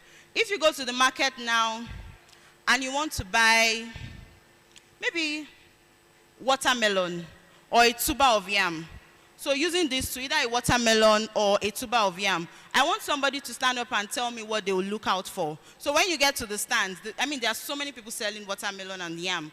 When you get to those places, what do you look out for? Okay, we have one person here. Let's start with her. Good afternoon, everyone. Good afternoon. My name is Great Grace. Okay. Okay, you first look out for the best and the price. Then you check the size of it before you purchase. All right, thank you very much. A round of applause for her, please. Guys, this energy is very low. Please, a round of applause for her. Thank you. So, like she said, when you want to buy these things, you don't just get to the market and then the first person selling, you're like, please give me this. They tell you 1 million and you're like, yes, take the 1 million, and you leave. No. So that's exactly how the ATS is. It's a marketplace for applications. And that's why the very first point here states that go to the market. So this means that each and every one of us, because me included, we are all sellers. We are all salespeople because we are selling. So we want to sell our skills. We want to sell the things that we know how to do. So if you have that at the back of your mind, you should understand that employers are buyers of labor. So trust me, employers are out there looking for each and every one of you. But then you need to be able to sell just the way you go to the market and not just pick up anything to buy. It's the same way an employer will not just see you and your CV and just pick it up. No, they want only the best. And that's why you need to ensure that you are one of the best. So now, first thing is, you go to the slide. You go to the ATS, which is the market. And so at the top of the funnel, you'd see that the ATS receives every application. So even if it's 1,500 applications, the ATS will receive it. Now, the second part is the qualification criteria. Now, this ATS will then screen through all of these applications. So out of 1,200, which applications are actually qualified for that particular job? So let's assume that this employer wants to hire an accountant. There are so many accountants. So if 1,200 people apply for that job, the ATS will screen through to ensure that only the qualified people actually move to the next funnel. So the third one would be the rated criteria. So every single job have their what we call job specification, job responsibilities, and the rest. So it means that when you want to apply for a job, maybe again using accountant as an example, if you know that you are a marketing specialist, for example, or a salesperson, and then you apply for this accountant job, the ATS will not move your CV to that yellow funnel.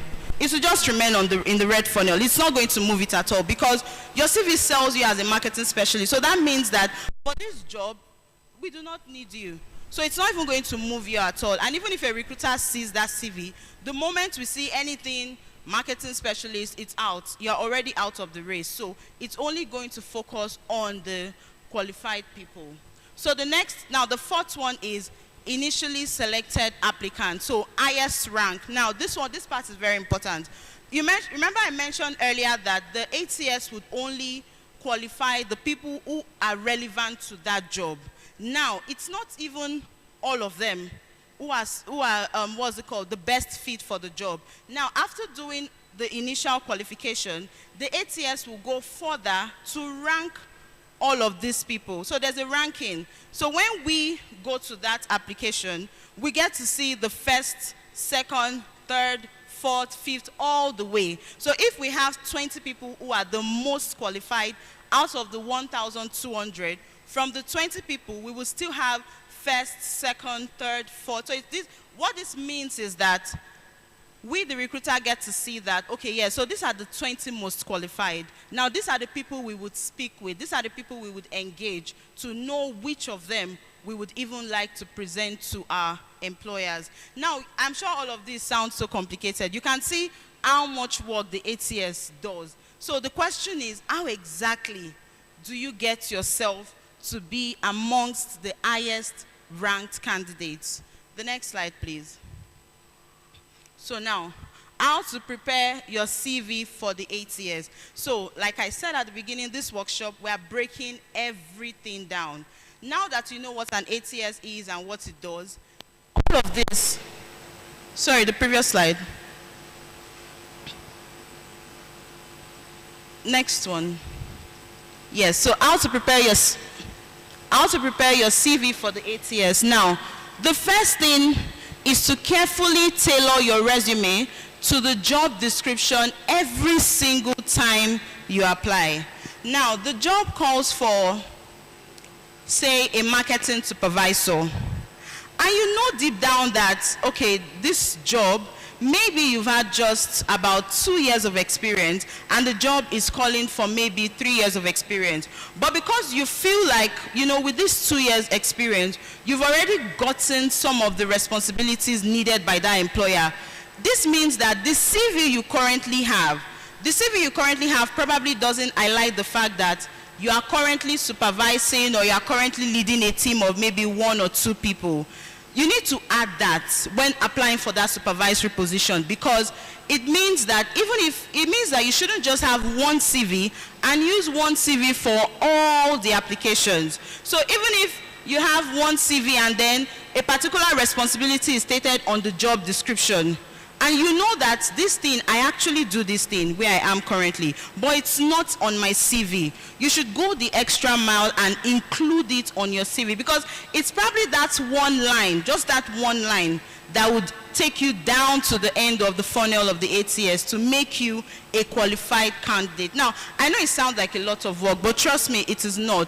It's just being intentional with your own career. It's owning your business, because your career is your business. So you need to own it, take accountability, and ensure that for every single job you want to apply for, you are careful enough to tailor your CV to the job description. Now, the next one is optimize for ATS search and ranking by matching your CV keywords, again, similar to what I just said. Go through the job description. So I think we have a lot of people in Nigeria right now who just, when they see a job, accountant position, boom, they just apply. They don't even read the job description. You don't read, you don't go through to say, okay, what exactly are the responsibilities they are looking out for. So another thing I want you to leave here with today is, don't be just like everyone else, because that's what most people do. And that's why you hear people say, oh, I've been applying for 5 years, I've been applying for 10 years, I've never gotten a job. How are you applying? So be the difference, like be intentional with that application. Ensure that you thoroughly read the job. It doesn't take time. In less than 3-4 minutes, you are done reading the job description. Read the job description, understand what they are looking for, and ensure that you tailor your resume with all the keywords and other things that are stated on that job description. So now the next point is, use both the long form and acronym versions of keywords. So for this part, it will make more sense when we get to the CV. So let's leave it for now. So now the next one is, keep your resume simple. This part, in fact, this one is very important, because we see a lot of people who, you know, you turn your CV to like a board and then you decide to paint it with all forms of colors. Trust me, the ATS will not even move you to the next funnel. You won't even be qualified. Even if you are actually good for that job, you will not be moved. Your CV will not be moved, because the ATS is an application tracking system that likes simplicity, and same with recruiters.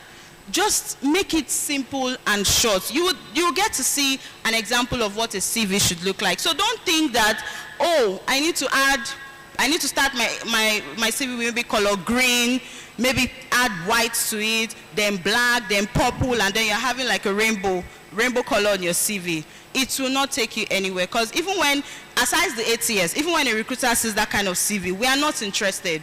It's very discouraging. So please ensure that you keep your resume simple. Use simple fonts like Eltivica, Grammont, Calibri, Cambria. I mean, there are so many simple fonts, Times New Roman. Just something simple. Don't try to complicate your CV. It's not necessary.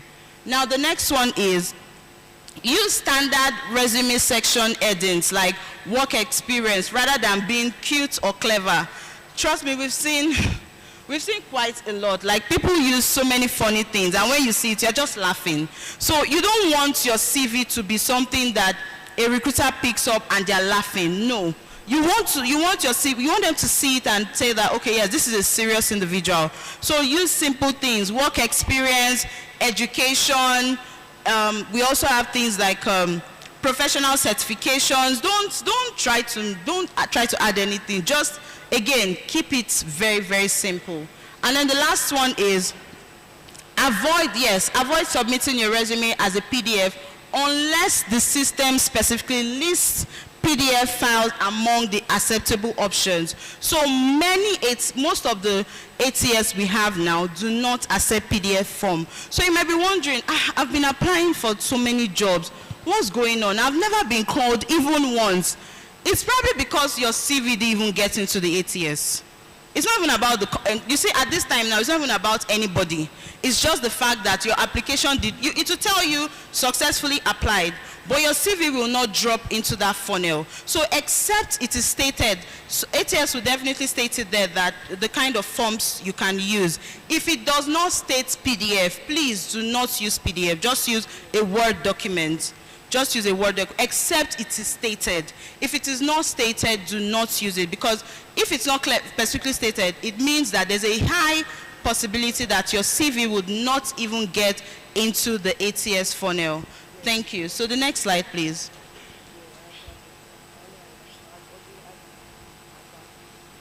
So these are all CV writing tips for each and every one of us to know. So, of course, we know what tips are.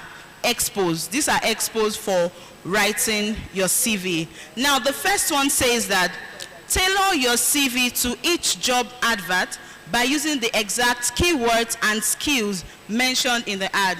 We've already spoken about this a lot. So please, what this is asking you, the call to action for this is that always read every job description before applying.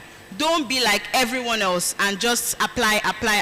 No, read the job descriptions, because every ATS and every recruiter is only looking for people who can actually do the job. So you need to read the job description, ensure that you know what the job description are, and that you are good to actually give all of those. Now the next point is, again, I can't emphasize this enough, keep your CV short and simple. Who knows the acronym for keep it short and simple? I'm hearing it, but no one is saying it out.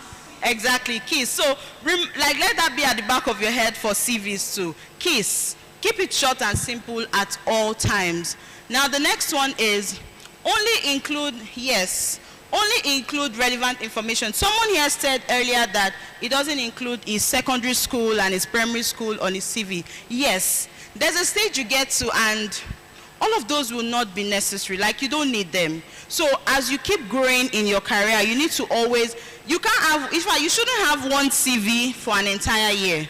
It depends on how intentional you are. You shouldn't have one CV like an entire year. Things will definitely change. You evolve. You learn new things. So as you're adding more to your CV, there are also many things that you need to drop off. So always ensure that you include only relevant information on your CV. Now, clearly state your achievements and how you achieved it. If possible, quantify the results achieved. And someone here said that. Ensure that everything you are putting on your CV when it comes to achievements are measurable. So you don't just put, I did this, no. How did you do it? I led a team of blah blah to complete this particular project, and thanks to that project, the company gained a 10% increase in. This statement I just made now, I didn't just talk about the achievement. I've also stated how exactly that was done, and then I stated the results from that achievement. So ensure that, and for this, the best way to keep this is to have a journal. How many of us here have journals for our career? Please put your hands up so we can see you. How many people here keep journals? Wow. Very few. So why do you keep a journal? Please, let's encourage her. Thank you. Share with us why you keep a journal. Please, let's encourage her. Thank you. Guys, please, a round of applause for her. Okay, so I keep my journal so that I can take a sort of inventory. Like, I look back at who I used to be, what I've achieved in the past, how I can adjust, and how I can implement improvement. So that's why I keep my journal. Thank you very much for sharing that. And she has just said it all. You need to keep a journal because a journal is like, it's an opportunity for you to effectively reflect on your journey. So even coming to this career fair, career clinic rather, it is an achievement. It's a milestone. So you should actually include it in your journal when you get home today that on this day, 10th of August 2024, I attended the Jobberman Career Clinic in Enugu.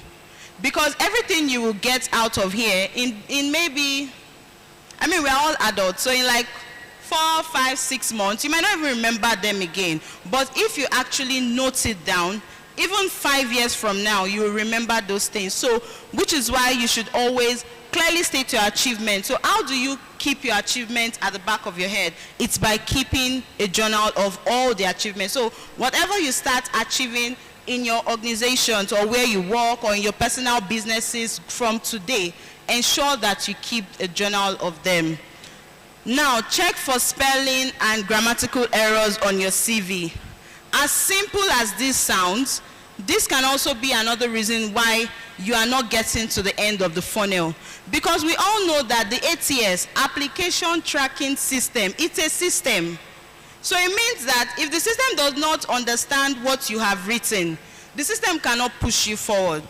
So you have to ensure that every spelling, everything you have on your CV is correct. Just always ensure that, because one single or maybe 2 words that are probably misspelled might be the reason why you won't get called for that job interview. So it's a very, very important tip to note. Now, the last one is be honest.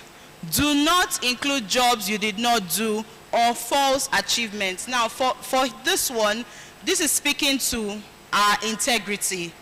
You need to ensure that, see, you do not need to lie. Yes, I know we all want to, everybody wants to make money. We all want to earn in foreign currencies. We all want to earn in millions and all of that. But trust me, it takes time. And it will happen for you. So you don't need to lie on your CV and then expect that it will get you the job. Because the truth is, if you meet recruiters like us, we will find out. You'll be caught.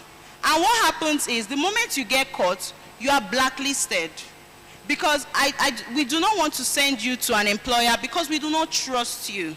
Your integrity has been tainted. So the moment that happens, and it's funny because you might think, oh, it's just Tolulope of Jobberman.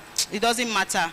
But you don't know where else you meet me tomorrow. And then I see the name and I'm like, no, I know this person. And you know the funny thing, you now decide to use the same CV. And then it strikes like a chord in my head and I'm like, this same person again, I'm blacklisting you again. And that's how it will continue. So for everything that you do, please ensure that you keep your integrity in check. It's not necessary. I know we want to grow, I know we want to move far, but also have it at the back of your mind that it takes time, it takes a process. To climb the ladder, it takes a long, no, maybe not long, but it's a process that you should enjoy. Just take your time. You become the CEO, you become the managing director, you become the manager, the boss. Just ensure that as you're climbing that ladder, you do not taint yourself in any way, because trust me, it would always, let me use the word, haunt you. So you do not want that. So let's go to the next slide, please. Yes, so now this is what a very, I'll use the word beautiful CV should look like. You know, when I see CVs like this as a recruiter, it makes me happy because my eyes are concentrated. There's no color. I don't know where that pink is coming from. It's not supposed to be there, but there's no color blinding my eyes. There are no, big grammars.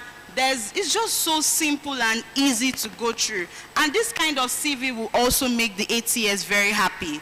You can see that at the beginning, the name is boldly written. And beside it, there's the address. So someone mentioned earlier that he does not put his address on his CV. Yes, you shouldn't put that you live at number 54, something roundabout or street. But it's important to still put a location. I'll tell you why. So even if it's not stated on the job description, most jobs are actually location specific. So I'm not very familiar with places in Enugu, but I'll use Lagos as an example.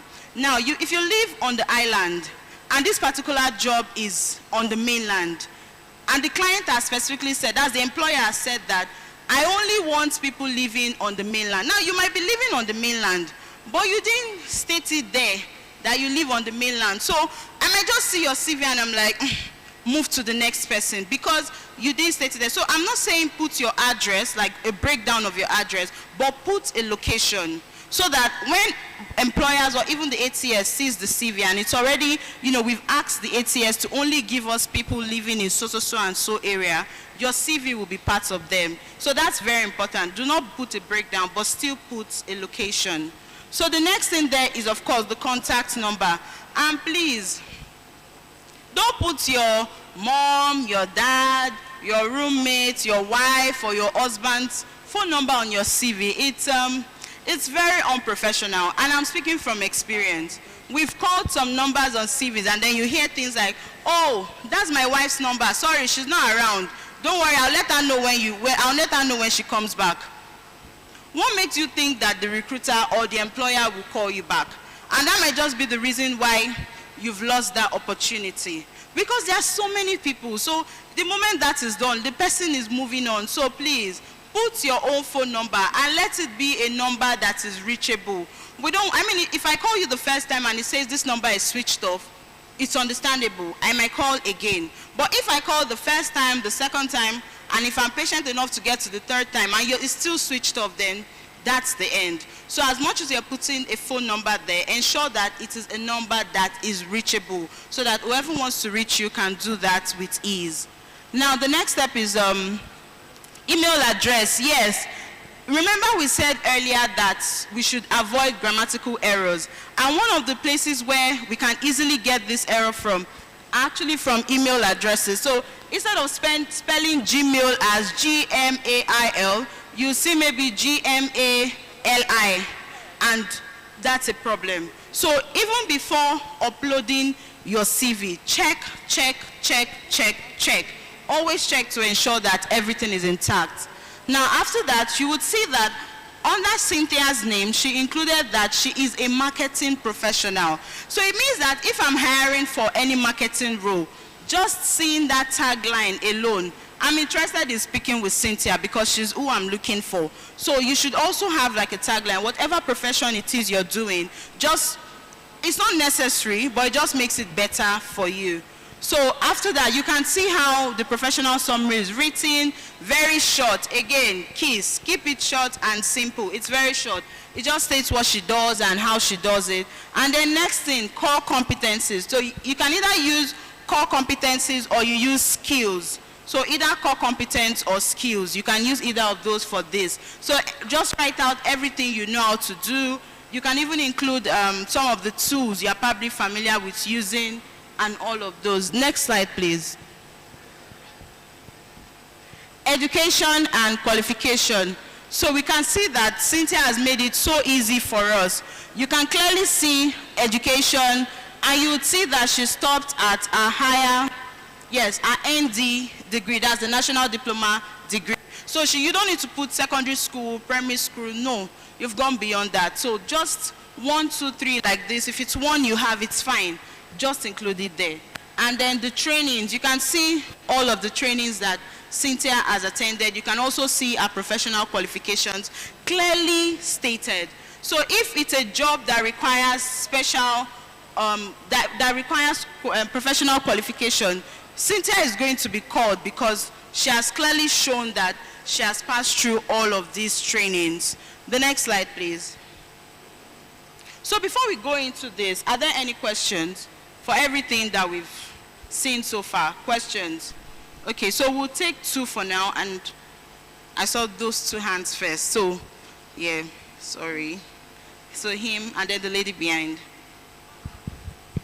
Okay, my question is based on that CV, tailoring your resume to the job description. Okay, the question goes like this. When you go through the job description, can you kind of copy exactly the same thing to your CV so that it will match the ATS and maybe give you help? Yes. Okay, that's a very good question. So, which is why we are on this slide. So if you go through these slides now, you would see some of these words, and you would agree with me that these are some of the words that are being used on like on reviews, like when you want to see a job ad now, these are some of the words that are being used. Will anyone agree with me? Hello? So will anyone agree with me that these are most of the action words that are used on job, like when you say a job specification, a job ad? I can't hear you guys. Thank you. So to answer your question, hello? To answer your question, yes, you can use some of those words because it just goes with what I was going into. Because these are the words that we use. So we'll probably write accomplished so and so, conducted so and so, developed so and so, maintained. So it doesn't mean that you copy verbatim. Like the job description says, we want an individual who has led a team of 20. So you just copy, paste it, and then paste it. Makes no sense. But then you can add on your CV that I currently lead. The lead is a tag. I currently lead a team of 2 in doing blah, blah, blah. So the lead there already is an action word. So the ATS will recognize that. Or if you are into IT, for instance, developed, you can see developed there. So develop, I developed so and so app with this, or I supported a group of, supported is also an action word. I supported the team that developed, or I supported the team that, so the important thing to answer your question is just to always use action words from, and if you go through a job description, they are always action words. So don't just copy an entire line. When copying that line, I think the word is customize it to fit you. Yes, you can use those lines, but always ensure that you are not copying verbatim. You are actually customizing it to fit you. So the next question, I hope that answers your question. Thank you. The next question.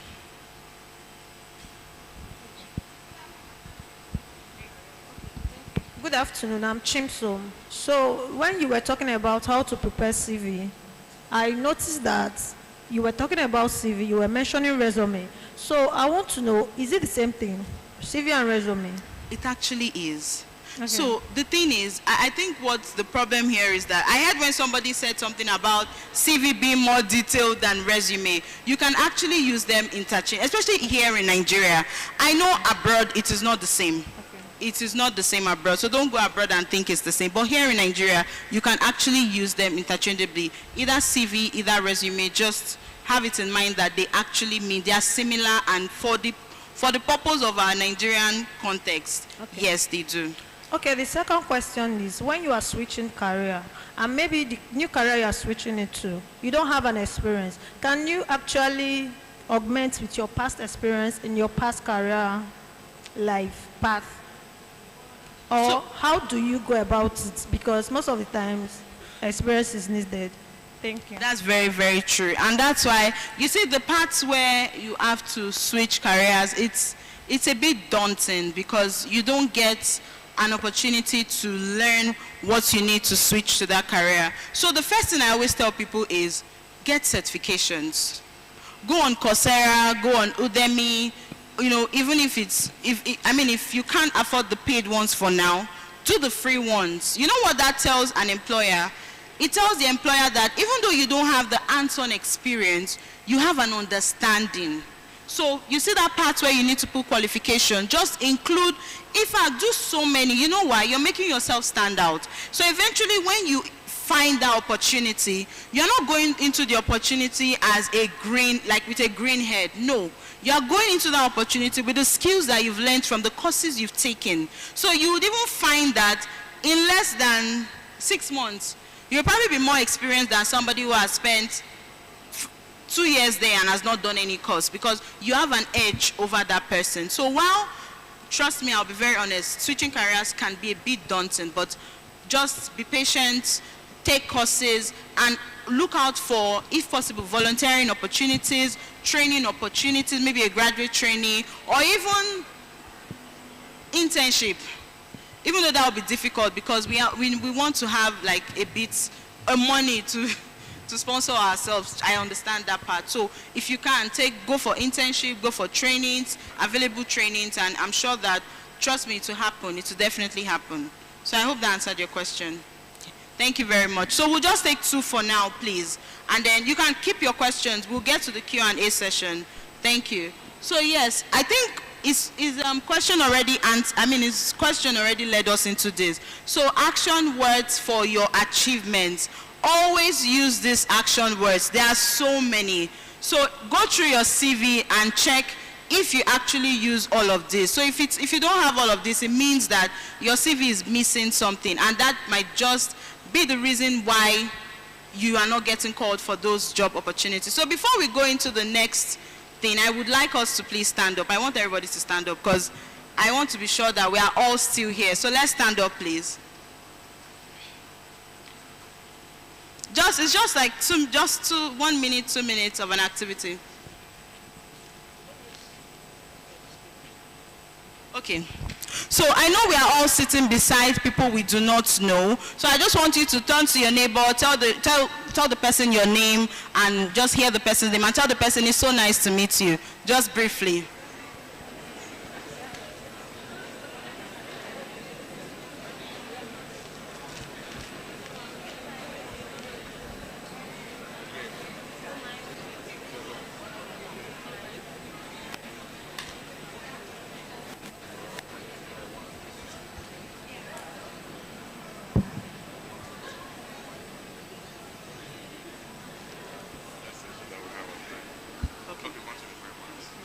Thank you very much. Did we all enjoy that? All right, thank you. So you can be seated now. You see, you've made a new friend. And networking is a very important aspect in career, because you don't know. Your next job might just be for the person might come from the person sitting beside you. So always ensure that you grow your network. So the next slide, please. For this, this is a summary of everything we've said. So I'm just going to point to, I'll start from the bottom point. Now, negotiating your first salary can be nerve-wracking. Again, research. So what does this research mean? Now, when you eventually start getting called for interviews, are we all here? When you eventually start getting called for interviews, please, it's not every interview that you should attend. Ensure that you are verifying, especially when they call you for physical interviews. Ensure that you verify the company you are going to. Don't just wake up, dress up, look good, and then just go anywhere. Please, safety matters too. And you really need to check. Just do your research, check the company online, check on LinkedIn, ensure that this company is a visible company so that you're not going from, you might think that especially if you're just starting up, maybe entry level, please, you need to be very careful. Always do your research before going for any interviews at all. And also, of course, not all jobs are authentic. Again, I think the best place to get the most authentic jobs in Nigeria is Jobberman. So just come to our platform, register as a job seeker, fill in all the necessary information, and from time to time, always check the job applications that we're posting.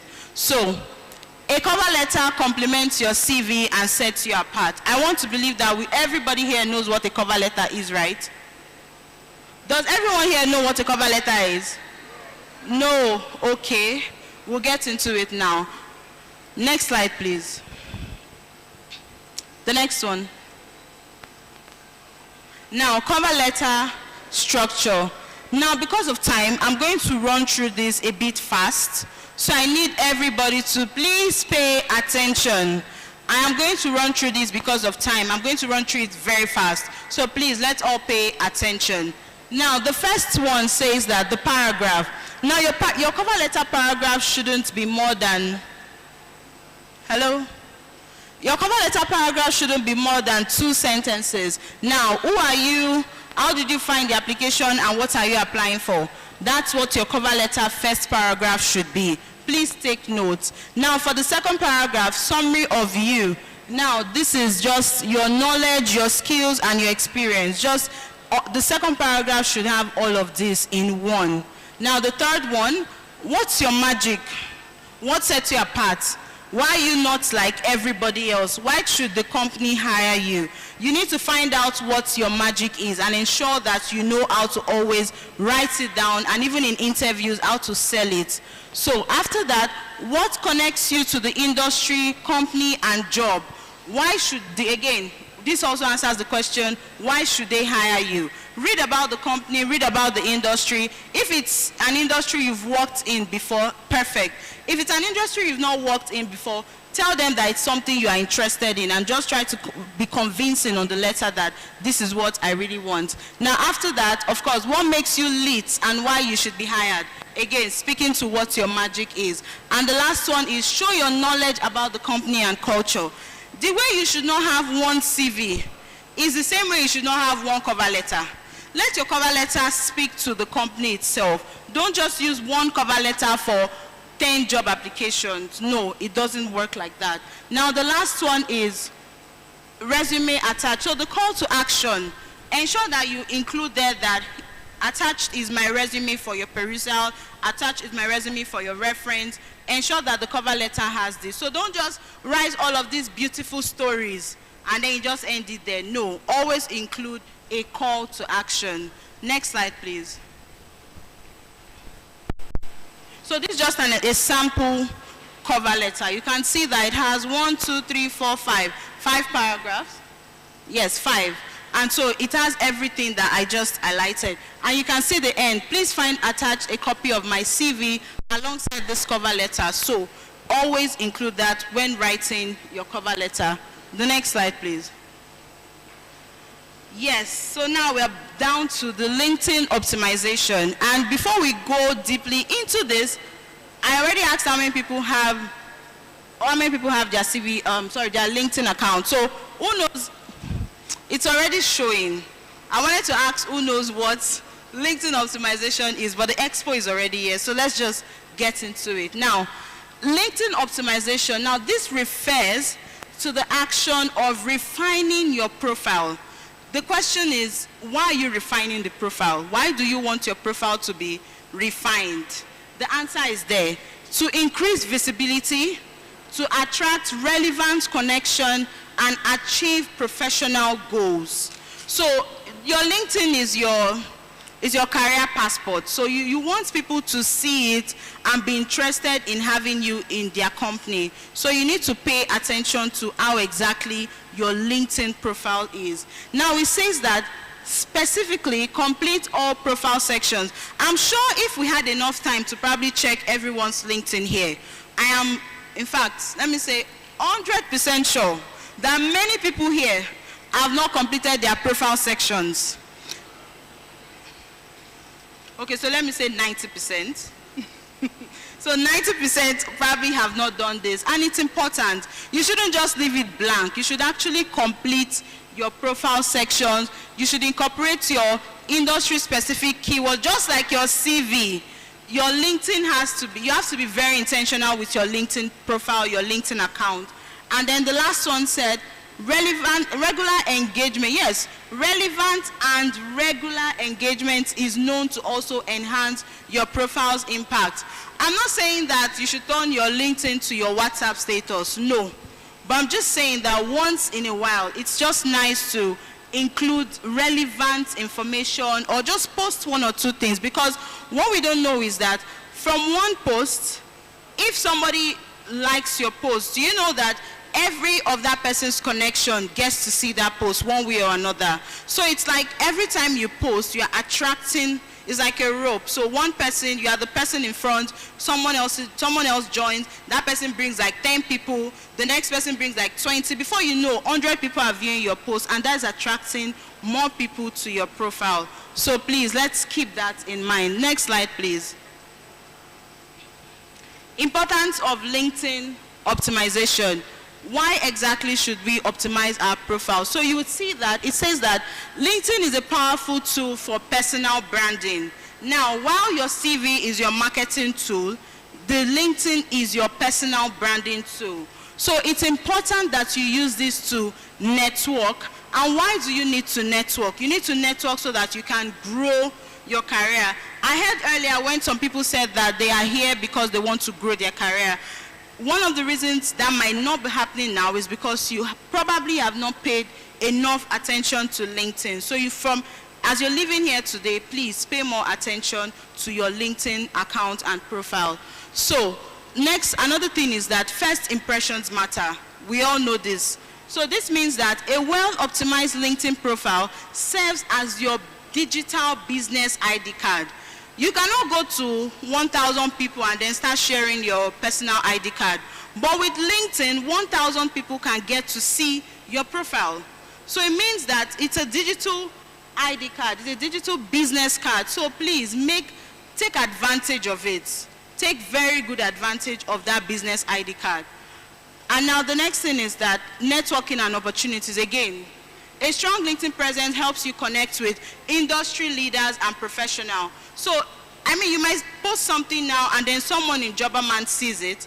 From there, the person goes through your profile, and maybe there's an opening we have currently. The next thing you know is this person is sending your name to a recruiter or someone in Jobberman to say, we have this opening, why not consider this person? And next thing, you are being called for that opportunity. So you'll be wondering, how did this person even get to know me? Trust me, LinkedIn is very powerful, so please take advantage of it. The next slide. So, key sections to optimize on LinkedIn. Profile picture. Please, the LinkedIn is a professional app. So you don't want to post pictures of you chilling in a bar or chilling by the poolside or, at a party with your, with your head tie and your, traditional attire. No. The LinkedIn is a professional app, so let us treat it that way. So ensure you use a professional headshot and then craft a headline. So it means that when I go through your profile, I want to see Austin, your surname, and then I want to see what you do immediately. Let it be there. An experienced sales professional, an experienced chartered accountant, an experienced accounting analyst, just something straightforward. Ensure that you use a good profile picture and a catchy headline. Now, your summary and experience. So for this, you can use what you have on your CV, but just make sure it is more, don't do verbatim. Just ensure that there's a little spice on LinkedIn. Ensure that you emphasize on your achievements, not just, I work in this place. Emphasize on what you have done in where you are. Don't just put that you work here. Put also what you have done to make that organization a better place. And now the last one is skills and endorsements. Yes, we cannot emphasize enough how important it is for you to acquire one or two skills. Coursera, even on Jobberman, we have so many trainings for you to, do. So please ensure that you intentionally, again, your career is your business, so you have to be intentional about it. Intentionally get certified in various courses, because that is what stands you out in a pool of so many candidates. Thank you. The next slide, please. Yes, and we're finally done. So we'll have about, 10 minutes, or rather 5 minutes to take questions. So first hand there, second one, third one, fourth one. You saw that, right?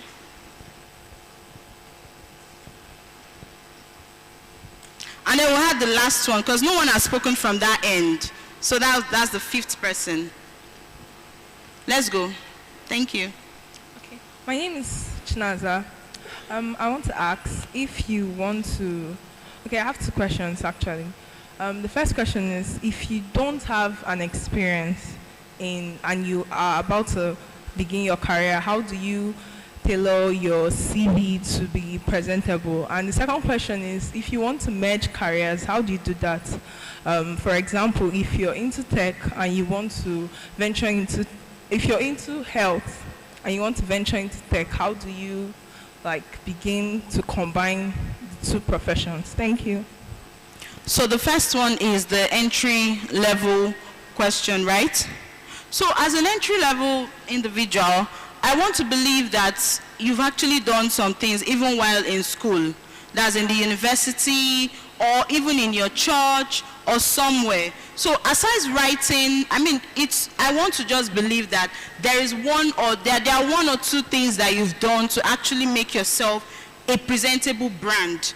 So it's not possible that you went through the walls of school and then you did nothing. As an entry-level person, include everything you did in school.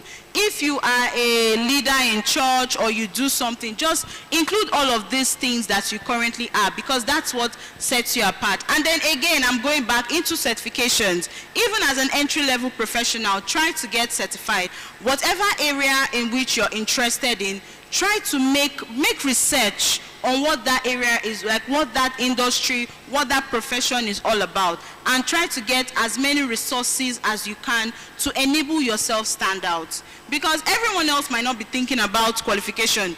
Everyone else might have like leadership positions in church, or might have been, SUG president, SUG this or that, or even departmental president and the rest. But if you have certifications to back up what you studied, then that already gives you an edge. Please go, another take home is ensure to always have an edge in everything that you do. And then the second question, you said merging careers. So, it's good, but it's also important that you have a focus. It's good, I'm not saying it's bad, but you should also have a focus. So one has to lead above before the other. So if health is what you're really interested in, but maybe you have opportunities in tech, why not? Why don't you pursue that? So because if you have two things in one, putting it on your CV, not very encouraging, but you can just ensure that you have one that is, because you don't want to be a jack of all trades and a master of none. So you need to have something that you need to have something that you are a professional in, and ensure that is the one you want to sell. Does that answer your question? All right, the next person, please. Good afternoon, everyone. My name is Hannah, and I have 3 questions. Sorry.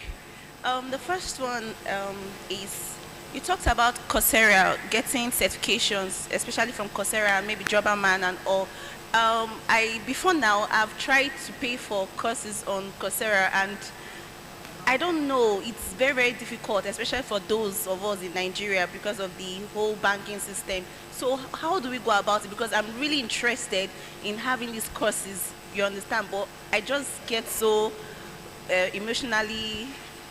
So just to quickly answer that, okay. Unfortunately, many of us are going through the same, even me. So but what you can do is look for the free courses. There are so many free courses. Not everything there is paid for. So, and then try to, and you have friends, you have connections, like your network. Try to look for somebody who maybe has a dollar account, or they have like a MasterCard or something. I'm sure there's always a way. So if your card is being rejected, just try to look for someone whose card you can use. And there are also some banks that allow their cards be used for such. So just try to make more research into that, and I'm sure that will solve the problem. But while you're doing that, still go for the free courses. Okay. My second question is, I'm talking about our CVs. Where do we put our LinkedIn address, like on the CV? Where do we place it? Is that under our phone numbers or Gmail? Where do we actually put it so our recruiters can see us? So for that, you saw the CV that was displayed, right? So you can easily put it under, she wrote Cynthia Johnson, marketing professional. It can be under that.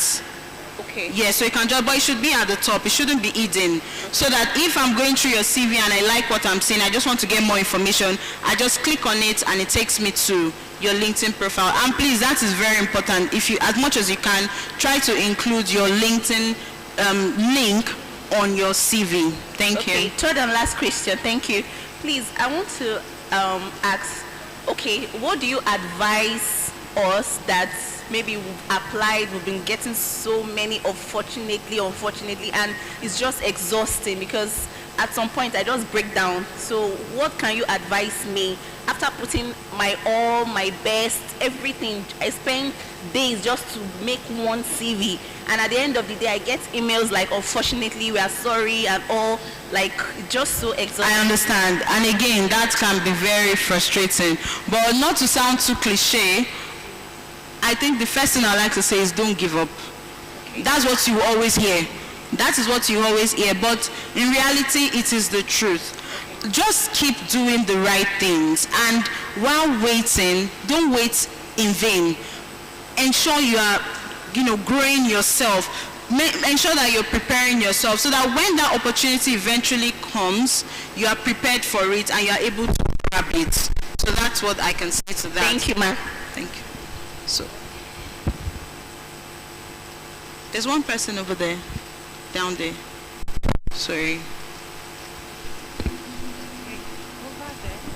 Please, can you stand up so she can easily identify you? Thank you.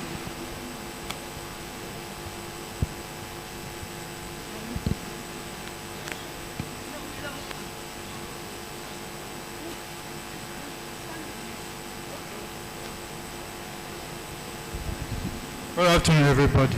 My name is Tochukwu. My question is, with the recent advancement in tech, is it necessary to use AI tool to craft CV and resume? So as much as I would say yes to that, I would also advise that you still add your own personal touch. Do you know why? The same English the AI is using for you, it's using for like 10,000 more people. So yes, you can use it to enhance what you already have. Don't just go to ChatGPT and say, create a CV for me, bam. That what it's creating for you is the same thing it's creating for like 10,000 people. And guess what? Even if it gets you to the end of the funnel for the ATS, it won't get you past the recruiter. So don't just depend solely on what the AI has crafted.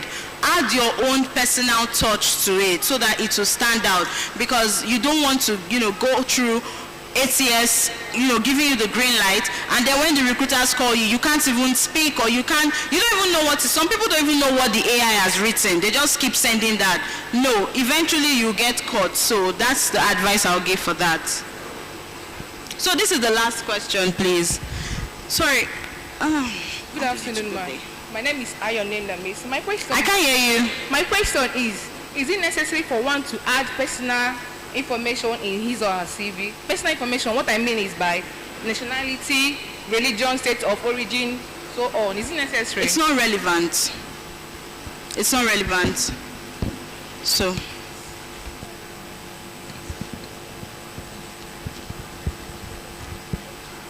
So one last question from there. Sorry, hello? Hello? No, give him, please. Sorry. I'm so sorry. Him. Sorry. I'm so sorry. He had his hands up. All right, reality once more. You said if a CV comes to you, let me put it to you directly, and you screen it and you found out that some information there are fake information, you automatically blacklist the person. And in Nigeria, some persons say fake until you succeed. Now, there are jobs, some jobs that they will specify an age limit. And when that specification comes, you are reading, you are maybe above that age limit. And there's no way you can help it. Your other qualifications are there. So is it necessary to include or remove your date of birth in the CV so that it won't be fake and blacklisted? Thank you for that. So again, if you ask me, if your age is above the age that job is asking for, as sad as it is, please just let it go. There's no need, because we've heard of stories where people get so high in the ladder and then eventually it is found out that they faked something.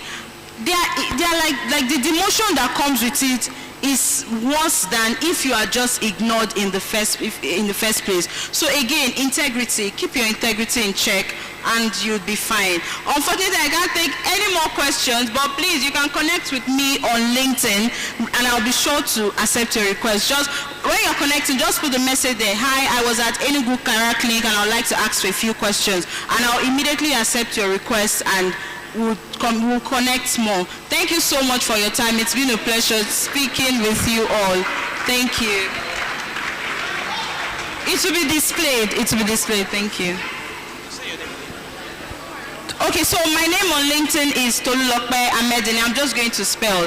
Amedini is A-M, M for mango, A-M-E-D, IGNI.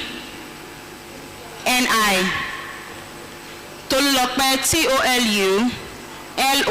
So it's Tolulope Amedini. Thank you very much. It's been a pleasure speaking with you all. Please, a round of applause for Tolulope Amedini. All right, so we have extra opportunities available at the one-on-one counseling booth just right behind you, the two boxes at the back. So we can take 20 more.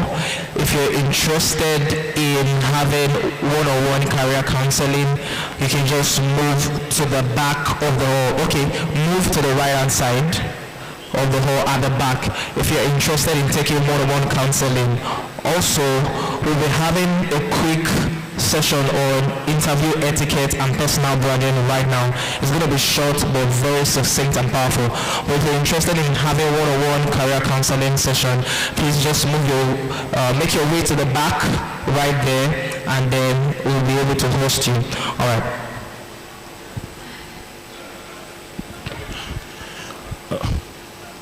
Hi everyone, good afternoon. It's my pleasure seeing each and every one of you today. Thank you so much. My name is Daniel Nikwilu. I am a recruitment consultant with Jobberman. Tolu is also my colleague, and from what she said so far, you can see that she has a lot of passion in her job, and I really appreciate her for that. And I hope that every one of us has learned a couple of things that we can take into our career journey and impact in terms of moving forward with respect to finding jobs and finding growth in our respective careers. So we're moving without wasting much time, we're talking about interview etiquette and personal branding. So of course, from what Tolu said, right, you've worked hard, you've optimized your LinkedIn, you've done everything possible to get to the door of an employer, or you've gotten to the door of a recruiter. So we're going to just have a quick conversation as regards interview etiquette before we move to personal branding. So how many of us within the past 3 months have been to interviews and have not gotten feedback? If you've gone for an interview within the past, let's say 3 to 6 months, and you did everything possible that you could do, but you didn't get a positive feedback, can I see your hands up, please? Okay. Anyone else? So has anyone gotten any interview invites recently? Does anyone have any prospective job application within his or her pipeline and is about going for an interview? Okay, great. That's awesome. So we are all here to improve ourselves, improve our interview etiquette, and see how that can lead us to getting the job that we need to progress further in our career journey. Okay, so we'll start off with, of course, you already know Jobberman as a brand, our mission, our core values. So we'll just move to the next slide without wasting much time. So what's the program expectation for today? So we believe that at the end of this program, you would at least have an understanding of the importance of personal branding to you as a career professional and also a business owner, because as a business owner, you also need to have personal branding as well to be able to attract customers that you need to also grow your business and improve your company's bottom line. And of course, we also look at interview etiquette. How do we convince people during the interviews that we have with prospective employers, with recruiters, that you are the right person for this job, that you are the right person for the role? Because not everybody wants to take that risk, you understand? If I am interviewing you, I'm a recruiter and I'm interviewing you, I have a plethora of other people I can interview as well. Because in Nigeria today, the job market is very, very competitive, if I'm very honest with you. There are a lot of people vying for one single position, particularly for companies that have a very good brand outside. You see, for just one role, you can see thousands of applications, like my colleague said, Tolu. You get 1,000 applications, 2,000 applications for just a single role. So how do you, as an individual stand out from those applications? How do you as an individual get that invite to your mail or get that personal phone call and then get there and then succeed the interview process? So those are like the expectations that we have set down for this role, and I hope that after this conversation you'll be able to at least have one or two things to go back in and develop yourself further in terms of taking that next step into your career journey. So next slide please. Okay, this is just the beginning, so we're going to talk about interview etiquette first. So yeah, next slide. Next slide please. Okay, so before we start, can anybody within just a layman tell me what he or her understands about interview etiquette? Can anybody just say how it is? What do you understand by interview etiquette? Okay, nobody. Okay.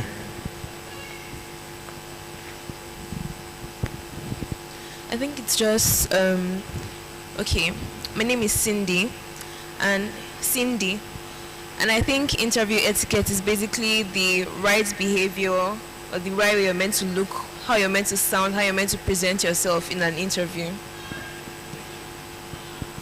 Thank you very much, Cindy, for that precise answer. Does anyone else have anything to say? Okay, please introduce yourself. All right, I'm Jerry Fabian. For me, interview etiquette is basically what you need to know, what you need to do before and during the interview. Thank you very much for that as well. So interview etiquette basically is the expected behavior and mannerisms that should be displayed amongst professionals during the job application process. So for instance, now you've been invited for an interview, right?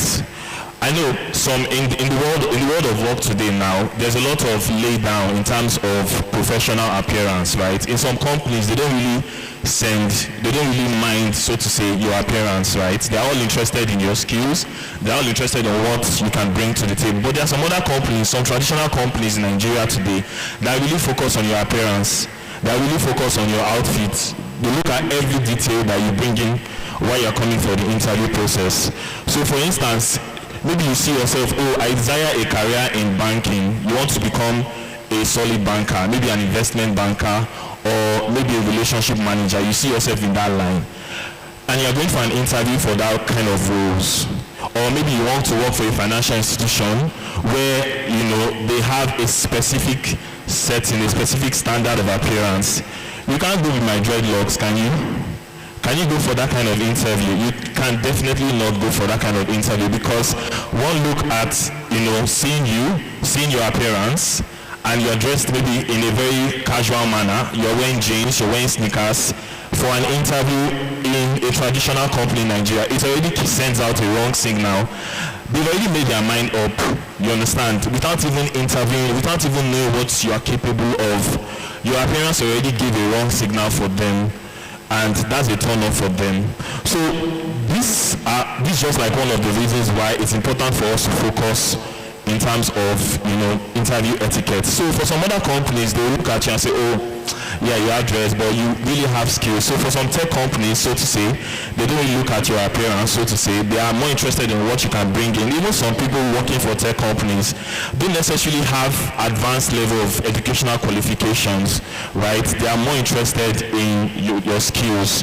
So you need to weigh these two options, right? If you are a corporate guy, you see yourself going in a traditional route, traditional companies in Nigeria, it's important for you to have a very professional appearance, so to say, for them, right? But if you are going for other companies where you know that there's a kind of a laid back in terms of appearance, you can also, look at it and then say, I can still look decent enough to be able to attend the interview and then at least get a feedback on the interview outcome.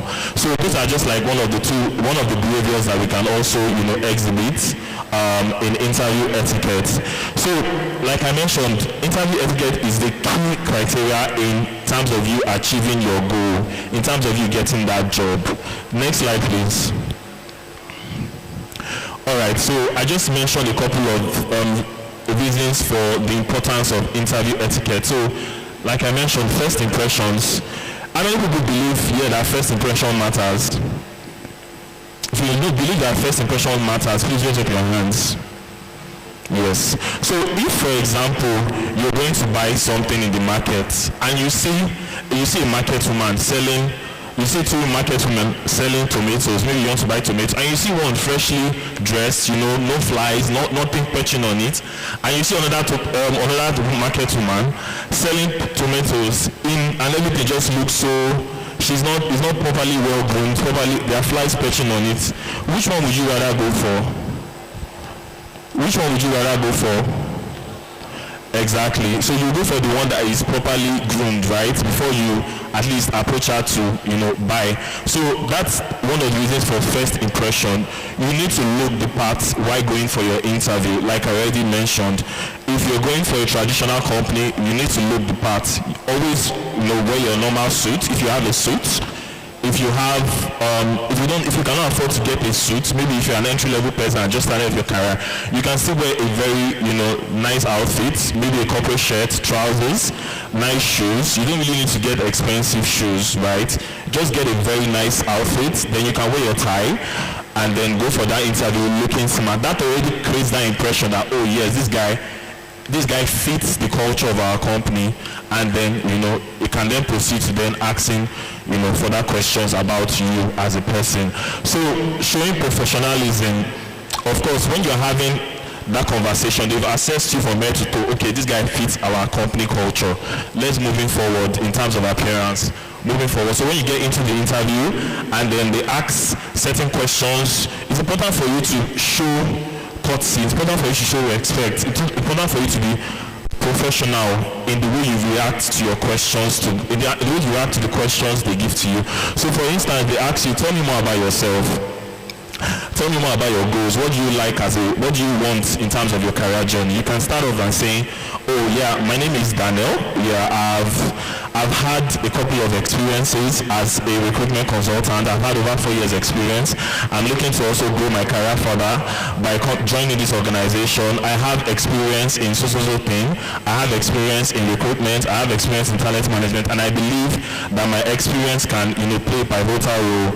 You understand? So it's important for you to come off as professional. If they ask you certain questions, you don't need to come out outrightly rude. You don't need to come out, if the questions might trigger a set of unhappiness or makes you feel upset, you can come out in a very professional way and don't come out as arrogant. Because all those things matter to people in terms of their company's culture, right? So it's important for us to be professional when we are having conversations with these potential employers and recruiters.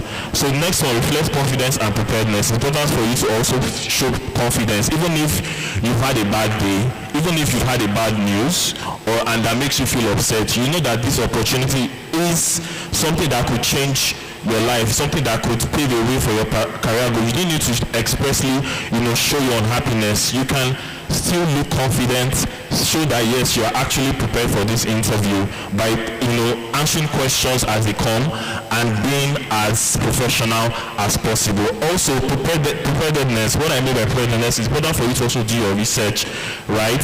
You need to let the company know that you've done your background search, you've checked this company out, found out what they're into, found out how your role seamlessly integrates into the company's day-to-day business operations. Because when they ask specific questions about that, it will also, relate. Your questions, your answers will also relate to the questions that they ask. So it's important for you to also be prepared for the interview. If you are going for a business analyst position, maybe an entry-level business analyst position, you need to do your own research to find out what are the key responsibilities of this role.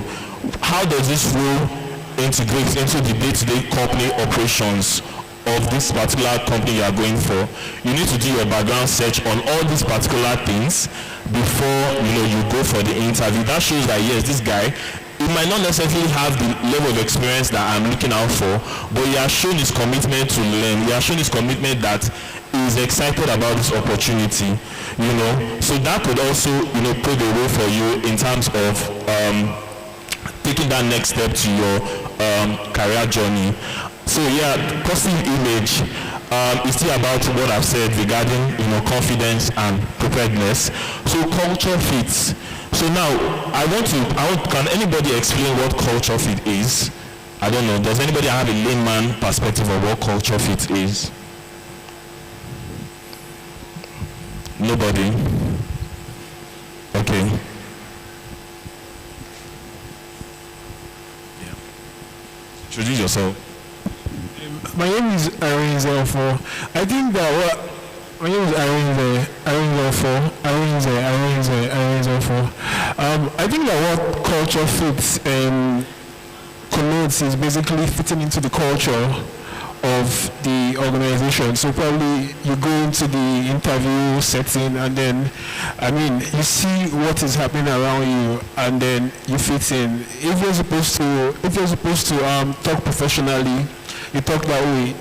If you find out that the guys are laid back, like I have a friend that works for a Ukrainian company and I'm always there during their meetings, and it's a very laid back atmosphere because you find situations where the project manager is smoking or something. They get the work done, but they're really, really laid back and they use cuss words and the rest of that. So, if you depending on what you see, I feel like that's what culture fit means, fitting into the culture of what you see around you.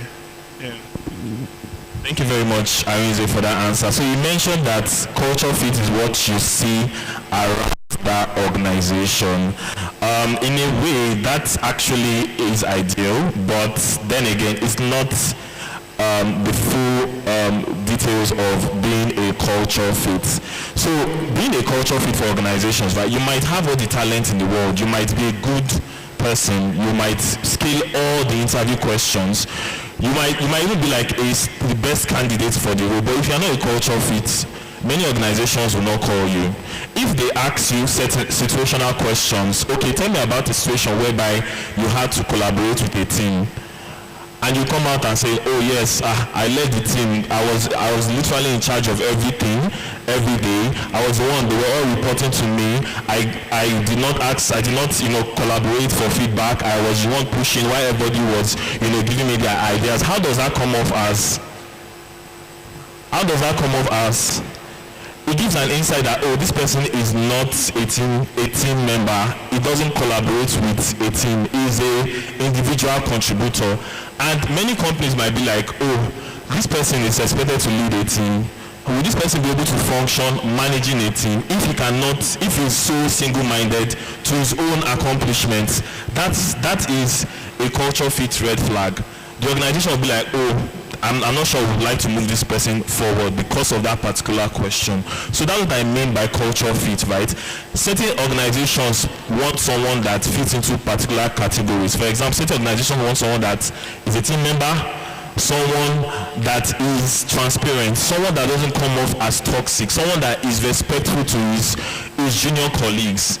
Those are symbols of culture fit, right? Many Nigerian employees, right, they have this certain trait to be bossy, to always want to manipulate, to always look down on their junior employees, right?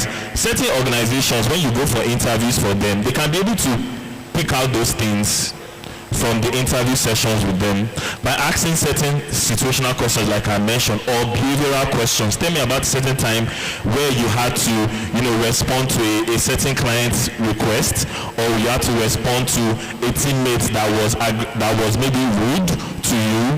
How did you manage such situations? Those kind of questions are very, very particular to culture fit. So it's important for you to expressly come out and letting them know that, first of all, you are not someone that is only after yourself. You're after the primary growth of the organization. You're after the primary growth of your team members before yourself. You need to put other people out first before you consider yourself in terms of your career growth. That shows that, yes, that even if there's a problem somewhere, you won't come and throw somebody under the bus. You won't come and find someone else to blame for your problems. You take your problems, you absorb them, you come out and say, yes, I'm the one that caused this problem, but I'll find a way to fix it. You come out as apologetic to your problems. You don't come out as rude, as condescending. You know, those are the certain reasons why certain questions, such as situational and behavioral questions, are asked during interviews. How many of us have gone for interviews and have been asked those particular questions? How many of us? Okay. So those questions are being tailored to culture fit. So that's for culture fit. Next slide, please. Okay, so this is just basically the importance of etiquette in everyday's life. We understand that yes, etiquette is not just within the doors of an organization. You also need to be able to have good etiquette in your everyday life, because you never know who you are relating with. You never know the next person, like my colleague Tolu mentioned, right? People close to you, you never know where you might meet them tomorrow. Are you being rude towards them? Do you see them as maybe this one doesn't gel, or is not someone that you want to relate to? You never know, right? There has been certain career clinics where I myself have been able to find really good candidates for a lot of employers, right? Just by asking one or two questions, I'll be able to find, the right person.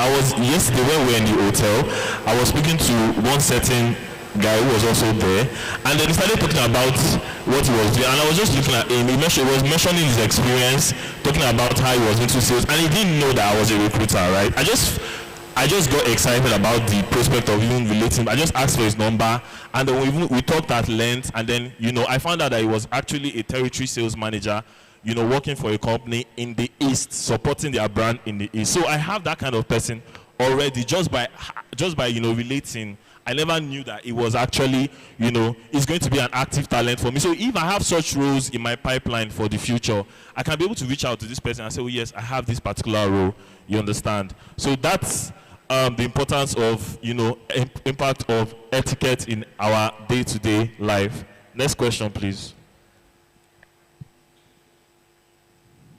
Next question. Oh, next slide, sorry. Okay, interview preparation. So before I go on with interview preparation, just want to announce who is Ania Malu Blessing. Our attention is needed at the crash. If you're Blessing, please, your attention is needed at the crash. Okay. Okay, so now, interview preparation is still part of the process of interview etiquette. So now we are talking about the reality of things, right? So the best part is, like I said, you might be the best candidate for the role, but then you still get to lose the role to a less experienced candidate based on the bad interview that you had with them, right? Like I mentioned, culture fit is also a very key, important aspect that most companies look out for. Do you come out as bossy? Do you come out as someone that is not willing to learn? Many organizations now are looking to adapt the best technologies, integrate the most updated technology. You might find that as a software developer, is anybody into software development here? If you're into it, please raise up your hand. Okay. So if you're a software developer, you notice how dynamic that industry is. If you are learning Java today, you realize that tomorrow there's Node.js, there's React, there's Node.js, there's a lot of other programming languages. You have to just, for you to be at that top of your game, you always have to be updated. So it's important for us that, when we are having interviews, we need to keep our own part of the game. Let the external factors play their own part. But are we ourselves playing our own part? Are we equipped enough so that when we go for these interviews, we'll be able to excel in them? So then again, like I said, less experience. Many employers would rather take someone that has less experience than someone that has experience, but like I said, is not willing to learn, doesn't see reasons why you should collaborate with a junior person. You understand? So like Tolu said, right, when she was having a session with the team, she mentioned that, if you're looking out for someone that has 3 years experience, right, in sales, and then you have 2 years experience, right, but that 2 years experience has so much quality in them. When I mean quality, if you specifically highlight your achievements, your growth, how you were able to grow exponentially in that particular 2 years, it could give an indication that yes, this person has potential to even exceed, someone that has a higher, level of experience. Sometimes it's not about the years of experience, to be honest. Most times it's not about the years of experience. It's about the quality quality over quantity. You see some people, I'm sorry to say, there are so many people now that has over 10 years experience, 15 years experience, but what exact, if you have conversations with them as as a recruiter or as a prospective employer, you see that this person doesn't really hit all the nails that you are looking out for. Why? Because they are just there thinking that they show up in the office every day. You know, that's the most important thing for them. Show up and, you know, mark register, come, but they are not actively growing themselves. So it's important that as we are living here today, you need to assess yourself. Where can I grow as a person? If I've decided to be a sales manager, how can I grow as a sales manager? If I've decided to be a Java developer or a software person or any sort of field that you choose, how do you impact yourself? How do you grow as a person? Have you taken on projects? Have you taken on volunteering projects to be able to grow yourself? Because when you are being interviewed as a less experienced candidate, the recruiter or the prospective employer would like to know if you were able to develop yourself without, you know, getting paid. You understand? That shows that, yes, you have passion for what you want to do. It's not about getting paid at times. It's about the value. Because they said value is what attracts, you know, your earnings. If you're able to project your value to a prospective employer or a recruiter, that would, of course, translate to much earnings for you. So as you're starting off in your career, if you're an entry-level person, yeah, that just started off his or her career journey, it's important for you to do a self-assessment and know how you can grow yourself, how can you impact, how can you develop yourself, so that when you get to that stage of having interview, you can even outseed or outpass or exceed someone that has a much level of experience than you have. So yeah, you're the best candidate for a job, not because you're the smartest, but because you're always prepared to present your best self at a successful interview. I already mentioned how you can prepare yourself as a to exceed in an interview. So the next one is the good news. Interviewing is a skill that you can actually learn. That's the best part of it. Are we not excited that interviewing is something we can learn? Are we not excited? If you're excited, say yes, I'm excited. Great. So it's something that we can actually learn, right? So how do we learn interviewing? How do we learn how to exceed and, you know, grow yourself, and so that you can be able to scale any interview that you want to do? First of all, you need to be prepared for the interview. Like I said, you need to do your background check, find out about the company, know more about what the role is all about, do your own personal self-assessment. Do you have that skills? If you don't have the skills, what can you compensate for the skills? Have you been able to volunteer yourself in 1 or 2 projects without getting paid? Do you have that commitment, that desire? Because many employers, right, like I said, they don't even need your years of experience, particularly for an entry-level role. They don't need your years of experience. They need your commitment. They need to see you have the attitude to be able to excel in that job. That's the most important thing for them. How many of us here are entry-level graduates? If you're entry-level, please raise up your hands. Okay. All right, no problem. That's fine. So, and also, it doesn't necessarily, this is not only for entry level. If you also have quite a number of years of experience in whatever you've done, it's important for you to also do a self-assessment. Are you growing where you are? Are you at the level of your peers? People that are having, let's say, for example, you're a finance manager or you're an accountant. Are you in comparison? Do you do a self-assessment with other people in your field? You see someone earning a lot higher than you, but you are vexing, you are angry, you look at yourself with the bro, why is this guy earning more than me? You see someone that they bring in from a different company, and you see that he's earning more than you, and you are surprised, why is this guy earning more than me? But you've not done a self-assessment to see that, are you actually, you know, developing yourself? Are you at that level that, you know, would require a company to pay you more for your premium services? It's important to do that self-assessment at least every 6 months or every 3 months before you apply for a position, because like I said, the world is very dynamic. Things are changing. Technologies are coming in every day, right? And it's important for you to know those particular technologies that relate with your field, relate to your profession, relate to what you want to do in your career journey before embarking, before, you know, pushing to the next stage. So next question, next slide, please. Sorry. No. Okay, no, that was before. Okay.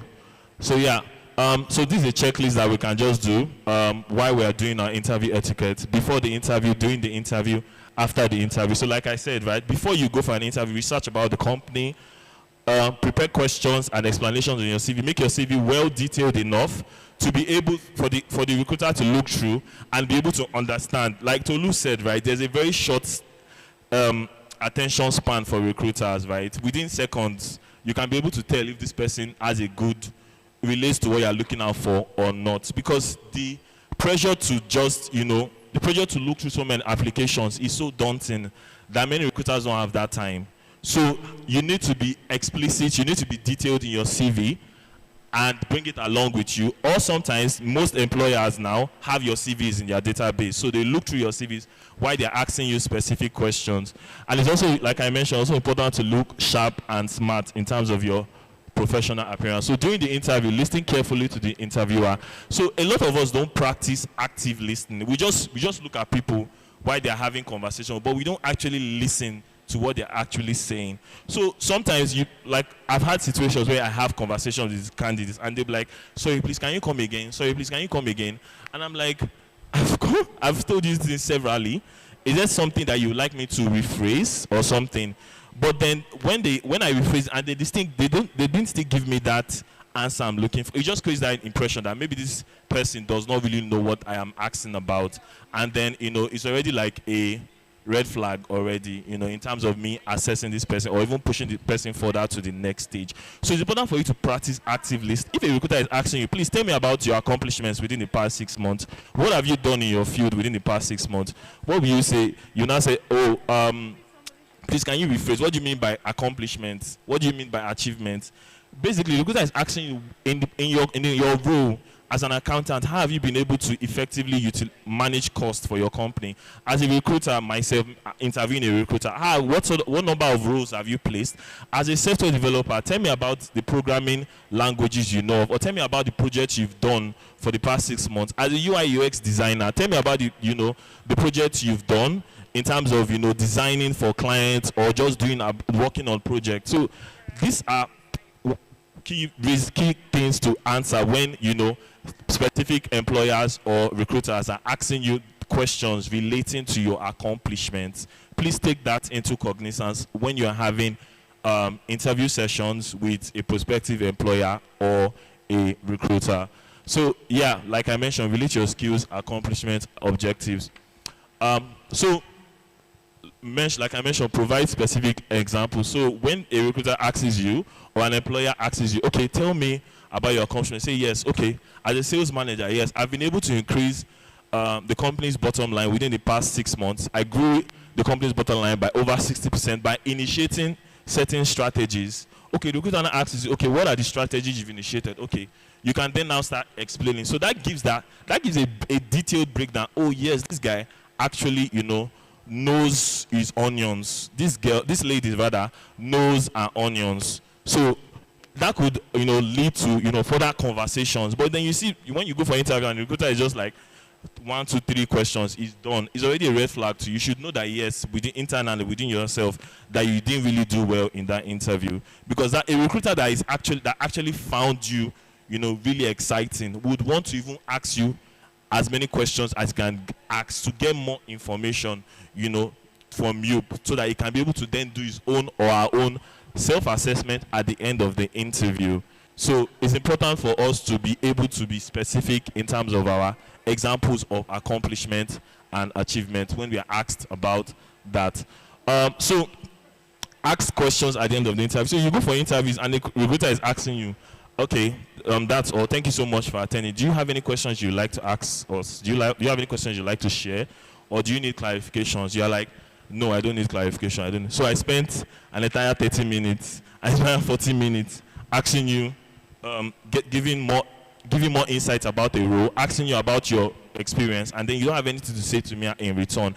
It's not really a red flag, so to say. Maybe you are just not at the right space to ask questions. But then, if you ask questions, you could also give an insight that, oh yes, this guy or this lady wants to, is keen on asking, is keen on knowing more about what this role entails, is keen on knowing, getting more information, you know, about this role, it shows that yes, this person is actually more committed than even imagined or that I expected, right? So after the interview, like I said, you can also connect with the interviewer on LinkedIn. LinkedIn, like my colleague said, Tulu, is a very important place. In fact, most recruiters that I know actively use LinkedIn to source for candidates, right? And even through LinkedIn, you can also get job alerts that can, you know, you can also apply for. If you're an entry-level person looking for a graduate trainee role, maybe with a bank or maybe with a company, you can create job alerts and you can be getting those notifications on your phone. So when a company posts on LinkedIn that yes, they're looking for a role tailored to you, tailored to your experience, tailored to what you're looking out for, maybe as an entry-level person, you can then apply because it relates to you. But it's up to you to then, you know, create that, create your LinkedIn to be able to match, you know, those job alerts so that when you get them, you can easily apply and then get contacted for interviews. So it's also a very good thing to follow up on the interview via mail. So like I said, you can also connect with the interviewer on LinkedIn. So you can check out the interviewer name, the person that called you up for an interview and assessed you. Most of the times, they are always on LinkedIn. You can just send them a connection request, just follow up, or maybe just to know, you know, get more information on what the role is about, or just thank them for their time, you know, tell them that you are doing a follow-up, and it was a pleasure speaking with them, and, you know, it was an insightful discussion. Just a very gentle follow-up. You don't need to make it as long as possible. So this is like just a very quick checklist that we can look at when we're about to start the interview, before the interview, during the interview, and after the interview. Next slide, please. Next slide. Next slide, please. Okay, so we'll just wrap this up quickly. Virtual interview and physical interview. So virtual interviews, how many of us have had virtual interviews before? If you've had virtual interview, please raise up your hand. Okay, great. So you see that virtual interview is now a thing for so many organizations, right? They are not even looking at physical interviews anymore. What they do basically is they have first level virtual interviews so that they don't stress or they don't inconvenience like candidates or inconvenience themselves. So this first level interview is a virtual interview mostly now for many organizations. So these are the checklists you can look at when we are preparing for a virtual interview. So the first one, familiarize with the organization. Like I said, do your research. Dress formally, wear clean clothes and iron clothes. Of course, you have to look smart and presentable. Be in a calm and quiet environment. So we need to be sure that the place that we are does not have any sort of noise, because noise interruption is a big thing for so many companies, because it feels like it can show that this guy is actually not prepared. I mean, imagine you sending a recruiter sending an interview invite for like 2 weeks ago or a week ago for you to prepare for a virtual interview, and you are coming in and there's a lot of noise in your background. I know that there are some external factors that you can't control, but it's also important for you to show that preparedness that yes, you're actually ready for this interview by finding a very quiet environment where there's stable internet, so you can have real-time conversations, not that internet will be a problem and then the conversation isn't going smoothly. The recruiter has to like be, hello, can you hear me? Can you hear me? I can't hear you. You know, that back and forth. It just creates that impression that this person is actually not prepared. Although many people do understand and many people are quite empathetic about it, because external factors, you know, affect situations like this. But it's also important that we have to play our part by, you know, staying in a very quiet environment and, you know, staying in the place where there's stable internet. Of course, it's important to join the meeting before the recruiter or the employer to show that, yes, you are also prepared. Even 10 minutes ideally is fine before you join the virtual interview. Of course, you need to have your CV. Most times, recruiters, the employers tell you to turn on your video just to look at you, to know who is behind the screen, you know, so that, you know, they can see a face of you at least, to know that, yes, you're actually the person talking. You understand? So it's important that most times you turn on your video. Of course, you need to look smart, you need to smile and also look confident. Even if you are not confident, it's important for you to show that expression that, yes, you know what you're doing. You are in control of your expressions, you're in control of yourself, you're in control of your words. So, of course, like I mentioned, you need to always ask questions at the end of interview. So, let's say, for example, now you have passed that first stage interview, which is mostly virtual. You're now going to the next stage, which is physical. So before you go to a physical interview, if you don't know the location of the particular position, although yes, you've already had a virtual interview, but let's say the company just invites you, because up to today, regardless of the technology that are on ground, many companies still do physical interviews. Am I right? Am I right? Many companies still do physical interviews. So before you go for a physical interview, you need to, of course, know the company itself. Check them up on their website, check them up on LinkedIn, check them up online, get more information about it. If it's possible, you can also visit the premises of the company within maybe a day or two before the interview, just to familiarize yourself with the environment. You also need to be punctual. Of course, you need to dress formally and presentable. Like I said, it's important, particularly for traditional companies who focus largely on appearance. It's important to look the part. So of course, sometimes you need to go along with your credential. It's not a must, but so many companies they might just like you on the spot and make you an offer, and then they can start processing immediately. So you can also go with your credential. It could be soft copy. You don't need to take your hard copy, because now everything is digitalized. You can always take your soft copy. So maybe if they ask, you can easily present it to them without any hesitation. Yeah, so of course, like I mentioned earlier, you also need to ask questions at the end of the interview. Yeah, next slide, please, sorry.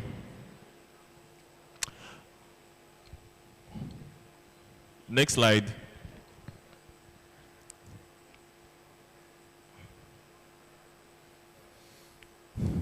Next slide, please. Okay. All right. So now that we've wrapped up the interview stage, maybe you've had the first round, the physical interview. Common interview questions you can ask. Tell me about yourself. What are the top 2 things you achieved at your former place of work in any project you were part of? What are the areas where you currently need to improvise in terms of the organization? So these are the common interview questions that most employers or most recruiters ask. You can just take a snapshot and then look at it later, maybe, or we will send a presentation to you so you can have a look because of time. So these are a number of questions that they would ask you. So it's important for you to, be prepared ahead of time, right? Next slide, please.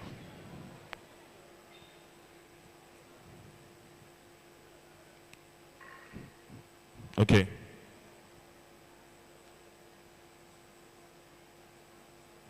Okay.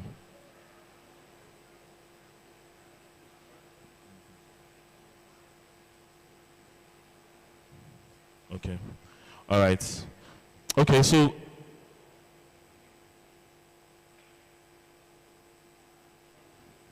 sorry, give me a second. Okay, it's working now. All right. So do we have any questions you'd like to ask? I think I've mentioned a couple of things. Does anyone has any question that you'd like to ask? Okay. Any questions? Okay.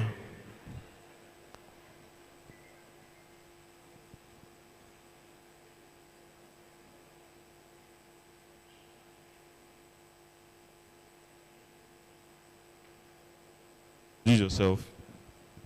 Okay, my name is Kenechukwu Aneke. Okay, last month, I attended a virtual interview online. So after the whole session, I was asked, do I have any question for them? I was taken aback because that was the first time I'm hearing such. So I want to know the possible questions.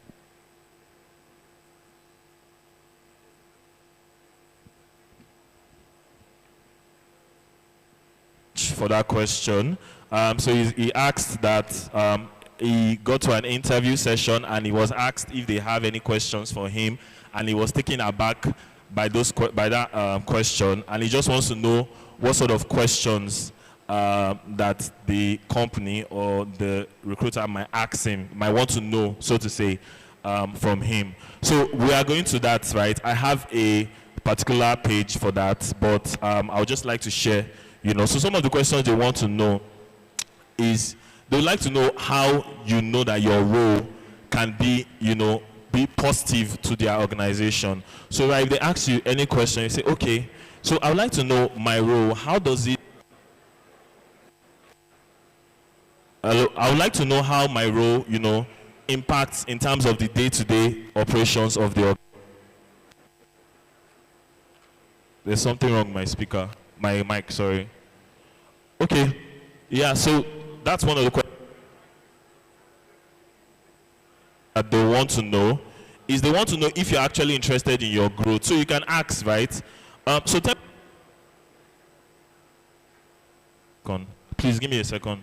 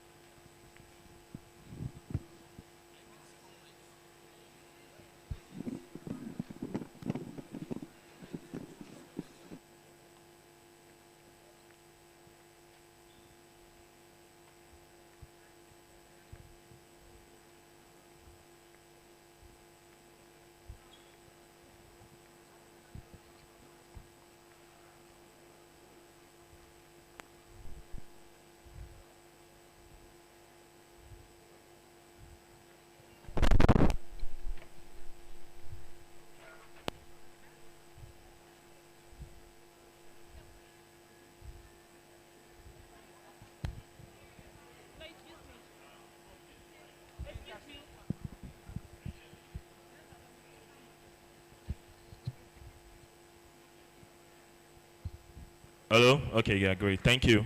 So another question that a prospective employer or a recruiter will want to know is if you're actually interested in the growth of yourself in the company. So you can ask.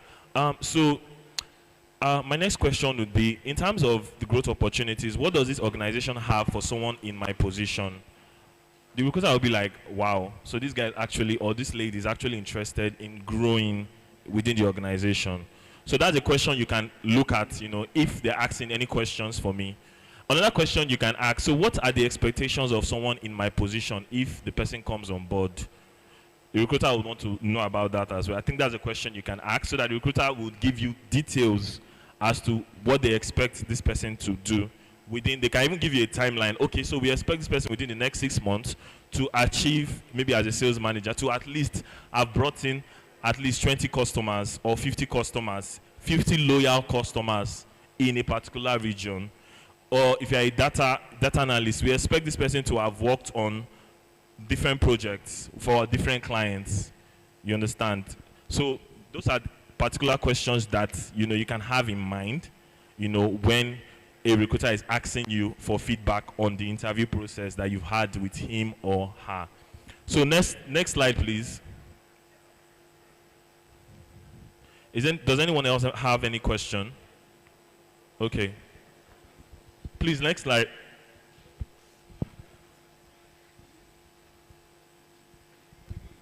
Please, I have two questions.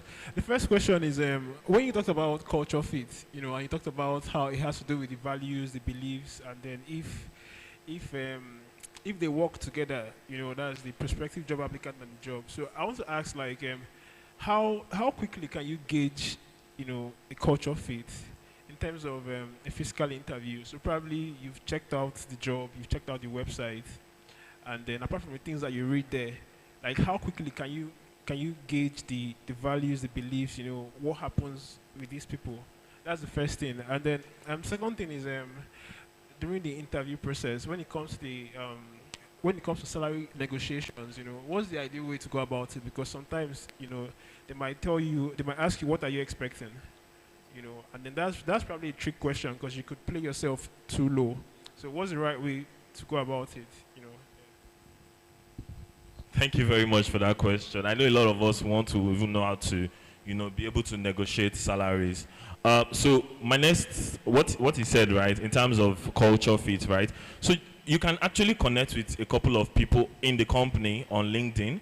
You can connect with them to be able to get ideas, right? I'm sure a number of us already have people working in certain organizations as friends. You can reach out to them and say, oh, please, I would like to know how things are being run in your organization, right? What are the ways in terms of the outfit, appearance? How do they perceive people that are coming into the organization? What are the core beliefs of this company? Some companies, their core beliefs, look out for people that are respectful, people that are transparent, people that have integrity, people that are accountable. Those are some of the key values that some companies have. So it's important to also look at that aspect, right? To be able to tailor yourself, or I would say your answers when they ask you certain questions relating to culture fit. So the other question I asked was about negotiation. So every company, like it or not, they have a budget for their roles that they advertise, salary budget. So it's up to you. If most times, many companies post those those salaries, but many times they don't post it, right? So when they ask you, okay, so what are your salary expectations for this position? You can tell them, okay, so I believe the company has a salary budget for the role, which of course I'm open to discussing about. So I would expect that if the company can at least make me an offer based on my skills and my experience, then we can have further conversations, as regards that budget. You understand? Then the recruiter will be like, okay, yeah, so this guy is open to negotiations. It gives that impression that, oh yeah, this person actually open to discussing more. So even if when they make you an offer, you can come back and let them know that, oh, this is not what I expected. Then they can come back to you, okay, so let's discuss more. Since you said you're open to negotiations, Abi, oh yeah, now let's go there and have a conversation. So it gives room for negotiations. It gives room for improvement in terms of the salary that they are willing to pay you. If you mention a particular figure, sometimes you might be overshooting yourself, and sometimes you might be undershooting yourself, because you don't know what the budget that they have for this position is. So if a bro is 500K now, they have it already in their bank. You're saying that your salary is 300, and and the budget of the role is 500. The recruiter will be like, oh, okay, this guy doesn't actually know the salary. And then many companies might want to underpay you and everything. So you need to let them know that you're open to negotiations and you're open to discussing within the salary budget. That's that. Okay, so please, next slide. Are you done? Okay. Okay.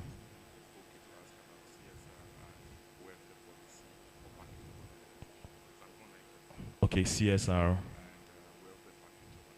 Yes, yeah, so that's actually a very good question. So someone asked online in the streaming session that, is it okay to discuss with an employer, a prospective employer, or a recruiter, the CSR and welfare package policies? Of course, I mean, you are seeing yourself. The reason why you are having that conversation with a client, or with, a recruiter or a company, is because they want to, you are trying to get more information. Forget the fact that you are looking for a job. You are also interviewing the employer. You are also interviewing the recruiter, right? It's a two-phase interview. I'm interviewing you, are interviewing me. Yes, you are the one asking most of the questions, but I'm also assessing you as well to know if your company is the right company for me to join. So those questions can also be asked. CSR, corporate social responsibility, right? So many companies have those packages already on ground. So you can ask them about their welfare policy. What welfare package do they have for their staff? It's important to ask every detail relating to your questions, so you know that, yes, you've asked everything you want to know before they now give you like a final interview feedback. And it's also important that when you are done with the interview, you can ask the recruiter or the prospective employer that, I would like to know how my interview went. Is there anything I would like to improve on? What do you think I did well in? What do you think I excelled in? Many recruiters, like it or not, they like giving feedback to their candidates. I personally, and a number of us in our Jobberman team, have that responsibility that regardless of conversations of how it went, we always want to give you feedback. So if you ask that kind of question, I'll give you feedback. Maybe your interview was not well detailed, I'll let you know, and I'll also express ways you can improve yourself, so that if you're going for a next interview, maybe if you're not shortlisted for this one, you can do much better in the next interview. So those are like the things you can look out for when you are asking conversations with candidates. Okay, so back to the question that he asked about interview questions you can ask. Your interview questions. So like I said, if they ask, do you have any questions for us? It's important to say yes. These are some of the questions. What does the typical work day look like for the job role? So this one is just basically, what are the demands, the expectations, like I mentioned, about what a job role is all about. What are the greatest challenges, or what is the greatest challenge your team is currently dealing with in terms of operations? They also want to know, to get that feeling or that vibe about what the role, what sort of challenges the company is facing, how does the company measure success on the job? So like I said, if it's a sales role, the recruiter might want to tell you that, yes, we measure success based on number of customers that we get. If it's an entry-level role, you know, we want to measure success on how you were able to grow into at least something that is a lot better than when you came in as a fresh graduate. So those are the questions that you can ask. What do you look out for in a member of your team? What opportunities are there for career progression? Please, it's important for you to ask. Me personally, I really encourage my candidates to ask that question, because you're not going to a company to just sit down in one place. You are going there to grow yourself. You're going there to improve yourself, to improve your skills, so that you can take the next step in your career journey. So next slide, please. Okay. All right. So remember, the most successful candidates are those who can relay facts and success stories in a positive and enthusiastic way. Next slide, please. Okay. So we'll just be as fast as possible because we are running out of time. So we've already done the interview etiquette, right? We've talked about how we can be, you know, prepared, how we can improve ourselves in terms of going for interview. So I wouldn't want anybody to be discouraged, right? You might still get everything at the end of the day. You know, at the end of the day, many companies will still find someone that is a much better person, or they will say a much better suited person, in quotes, for the role. So please, I wouldn't want you to be discouraged. You have to keep applying, particularly for entry-level people. There are a lot of entry-level roles now, trust me. People that have a 2-2, people that have a 2-1, people that have a third class, many companies are open to accepting them. So if you are discouraged by your level of educational qualification, please don't be discouraged anymore. Look out for opportunities, apply for them, and you know, you never know what can happen in the next, you know, couple of months. Your story might change from when you came here to, you know, how you grew and how you became, you know, someone very senior in terms of your position in the future.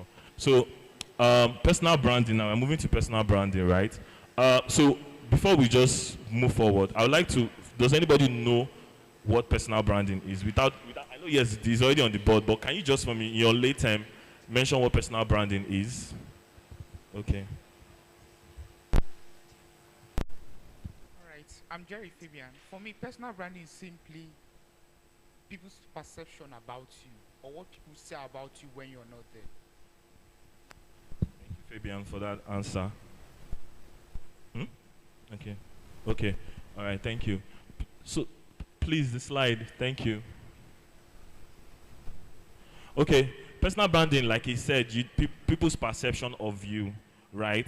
So, I know many of us here likes particular brands in the market. So, if you are going shopping, right, you see maybe a Nike sneakers or an Adidas sneakers, or you see a Jordan, and maybe you've had a really good experience with Jordan. You would want to go for Jordan rather than go for Nike or Adidas, because you feel like, oh yes, their shoes are more comfortable for you. You can be more expressive in their shoes and everything. So that's the branding, right? It already creates that perception, you know, that this particular shoe is a good fit for you than any other brand in the market. So it's important that as you know, as job seekers and people that are looking to grow their career, we need to develop our brand. We need to be able to sell ourselves to prospective employers, let them know that yes, we are the right person for this role. We are the right person to move the company forward for this role. So personal branding simply communicates your unique value proposition to the world. Everybody here, sitting here, came here to learn. Everybody here has a unique value proposition. It's up to you to be able to market yourself, sell yourself, to be able to, you know, get that opportunity by active selling of your, you know, accomplishments, of your experience, of your skills. So by developing and creating a personal brand, you can highlight your strengths and demonstrate your potential. That makes you stand out to employers. So how do you create personal branding? How do you develop personal branding for yourself? Next slide, please. Developing your personal brand. So we are moving to developing your personal. So these are the key points we can take out. So first of all, you need to gain clarity and direction, and that's why you are here in this career clinic, to gain clarity about yourself. After this career clinic, if you are stuck in a job role, or maybe you want more out of yourself, you need to ask yourself, do that self-assessment. Are you able to?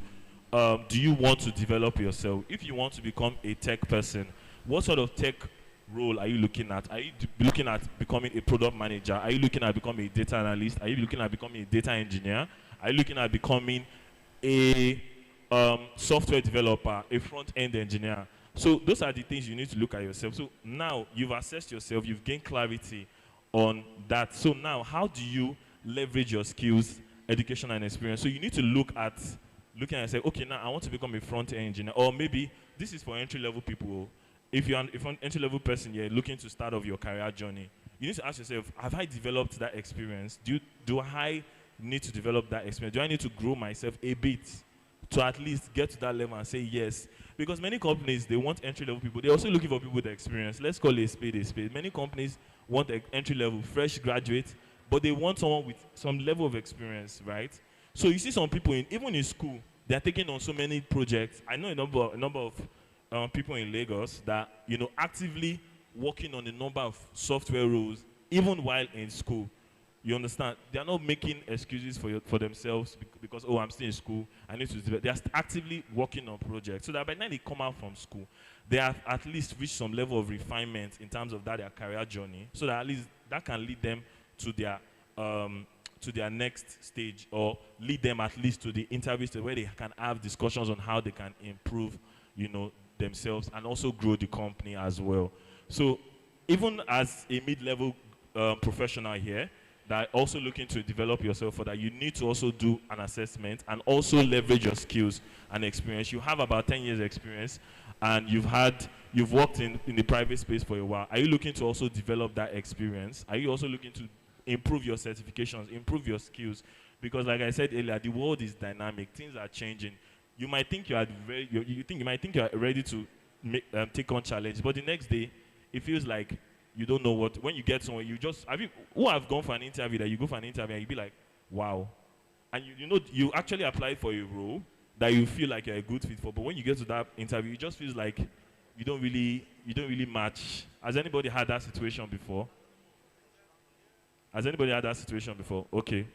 Just telling you ahead that, it's important to be at that top of your game.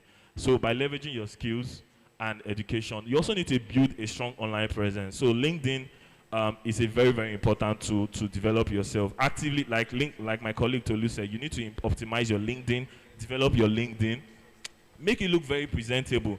Use a professional appearance picture, look presentable, look organized. Highlight your accomplishments, highlight your work experience. If you're an entry-level person, highlight the projects you've done, the volunteering experiences you've had. Explain how you were able to make an impact in those roles, no matter how small. Even if it's a church role, as a team lead, how you're able to organize things, you need to also impact it. You need to also highlight it in your CV as an entry-level person. But as a professional that has grown in your career, you need to be able to highlight every detail of your. Please take time to develop it is a very important. It connects you to thousands of people than just a regular job advert. It connects you because actively every day recruiters are using LinkedIn to source for candidates that might not be up to par to your skills, to your experience that you can bring in for the role. So please do not leave yourself out of this equation. Develop your LinkedIn and improve yourself. Develop your elevator pitch. So when I mean by elevator pitch, you also need to actively sell yourself, right? So when you are having conversations with recruiters and employers, you need to actively let them know what you've done, how your experience in that role would make a difference for them. They want to hear that. They don't want to see you as someone that just clings on to the growth of the organization. They want to see how you can also make an impact for them. So it's important for you to sell yourself and let them know that yes, you are worth their time and worth their money, because at the end of the day, they want to pay you for your services. Seek mentors and advisors. So a very good way to seek mentorship and advisors is on LinkedIn, right? There are a lot of professionals that have the level of experience that you would want in terms of your career growth. You need to actively look out for them. Many of them might not be so friendly. Many of them are friendly. Many of them will welcome you. Many of them have mentorship groups. Like me personally, as an HR professional, right? How was I able to grow my career? It was actually through mentorship, because I had a couple of senior HR people that I could relate with. I could share my problems. I could share how I was looking to improve myself as a professional. So it's important for us to seek people. If you are a data analyst, you can look out for people that have experience in data analytics, that have grown in terms of their career. There are so many of them on LinkedIn. Please reach out to them and connect with them. A number of them would be willing to encourage you to develop yourself further. So that leads us to volunteering and project engagement. So these people also might be willing to, have need to like get an extra hand, but they might not be willing to pay for it. So it's important to also, leverage on that and open yourself to these opportunities. Don't say because I'm not going to get paid. This is an opportunity for you to grow yourself as an entry-level person. So please seek out these opportunities and ways to grow yourself by being involved in projects. You also need to stay updated in the latest trends. As a professional, like I said, you need to be updated in the particular skill set that is currently making waves in your current organization or in the industry at large. So yeah, that's it. I'm done. Okay, all right, thank you. Thank you so much. So next slide, please. Okay, so we are just summarizing. Adopting good interview etiquette allows you to put your best foot forward. Good interview etiquette displays a high level of professionalism, showcase preparedness, highlight strong problem solving and conflict resolution skills, which are a number of key traits that can potentially earn you your dream job. Good personal branding distinguishes you from the rest of the crowd and involves you developing and crafting an image that aligns with your personal and professional goals. It's important to conduct a self-assessment of your repository before creating your personal brand as a developing professional in your respective field. Next slide, please. I think we are done. So is there any questions and answers? Any questions that you'd like to answer?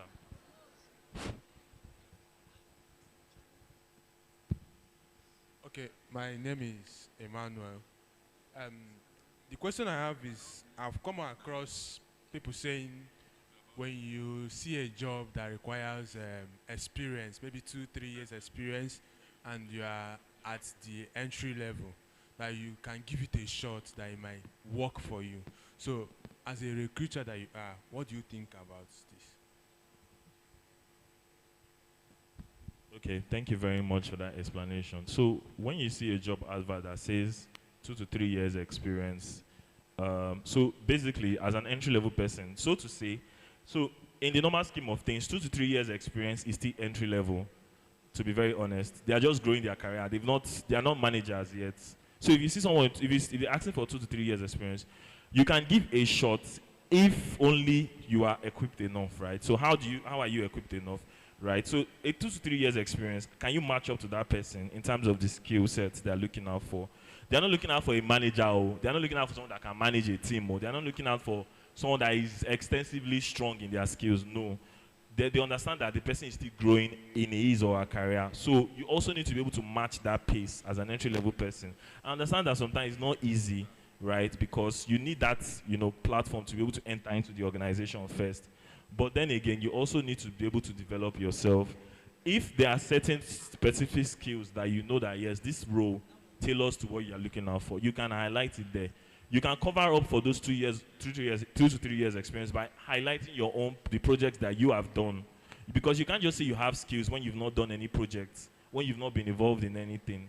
If you send your CV, they will not even look at it, because if not, they are just saying just random things, you understand? So you also need to tailor your skills by letting them know, in the course of those 2-3 years that you're looking out for, I was also able to develop myself in that particular aspect. You understand? But if you know you don't have that skill set, if you see 2 to 3 years experience, please don't apply, because you will just leave yourself, getting disappointed at the end of the day. But if you know you have that skill set, it's still an entry level role, you can apply. Is there another question, please? Sorry. I think I'll just answer 2 more questions because we're already up. Good afternoon. Please, I'm an entry-level data analyst, and I've been trying to apply to foreign jobs because I noticed the pay gap in what they pay here in Nigeria and outside for the same thing is very different. And I've been applying with the CV that got me some gigs here in Nigeria, but I've not gotten any feedback outside. So I'd like to know, is there anything different I'm supposed to do, or apart from the way I've applied normally? even included maybe some SQL and Power BI projects, but yet no response. If there's something else like it's required. Thank you very much for that question. So, as an entry-level data analyst, you're applying for roles outside Nigeria. It's a very tricky situation, right? Because most times, many of these employers are looking for ready-made people. They're not looking to pay people that are entry-level, right? So even if you highlight your experience as an entry-level person, they might not still look at your application. Because for them to, most times, for them to pay you top dollars, they have to, you know, see your experience, your level of experience, right? So don't be too hard on yourself if you're applying for such roles and you're not getting feedback, right? What you need to do as an entry-level data analyst, right, you need to look for roles in Nigeria. Just give yourself like a personal growth plan. Okay, within the next 2 years or 3 years, I should develop myself further so that when I apply for these roles outside Nigeria, I should be able to at least get some traction. But then again, you need to understand that data analysis or being a data analyst is a very competitive role. It is. So you might learn Python today, you might learn SQL today, but some people are already using machine learning. Some people are already doing a lot more advanced data analysis programs. So don't be too hard on yourself. Just take it one step at a time. Apply for roles in Nigeria. There are a lot of entry-level roles on LinkedIn. Create job alerts, apply for those roles, build yourself, develop your portfolio so that when you reach that level, you can be able to apply for all those senior roles and then you get at least some traction in it. Is there another question? Hope I answered your question. Another banger. Go, Ramana, you be that tonight. I don't come again with another one. No shit, wala. I like you, wala. She be you there from my trouble. She you like you, wala. Ooh, I go polo. Ooh, I go polo. Ooh, I go people gonna put up a choco. Try me, make I forgive you, spanking like Coco. He don't just say, tell you, say I be commando. With you, I don't come here, me, I'm an abu.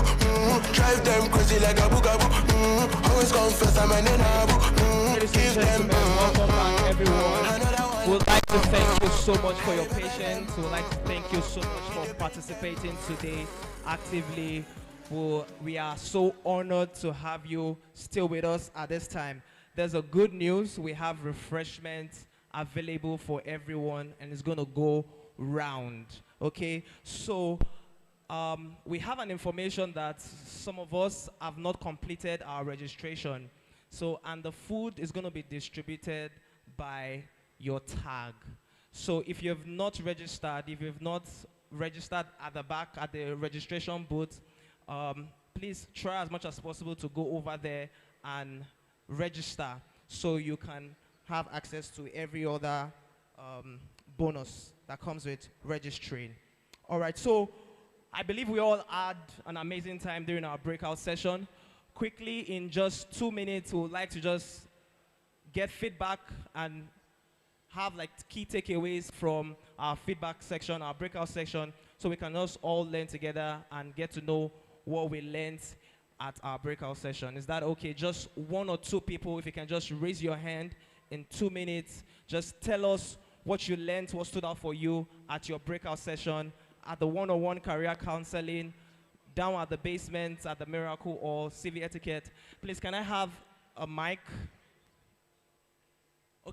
Okay, we have one there. Yes, the mic.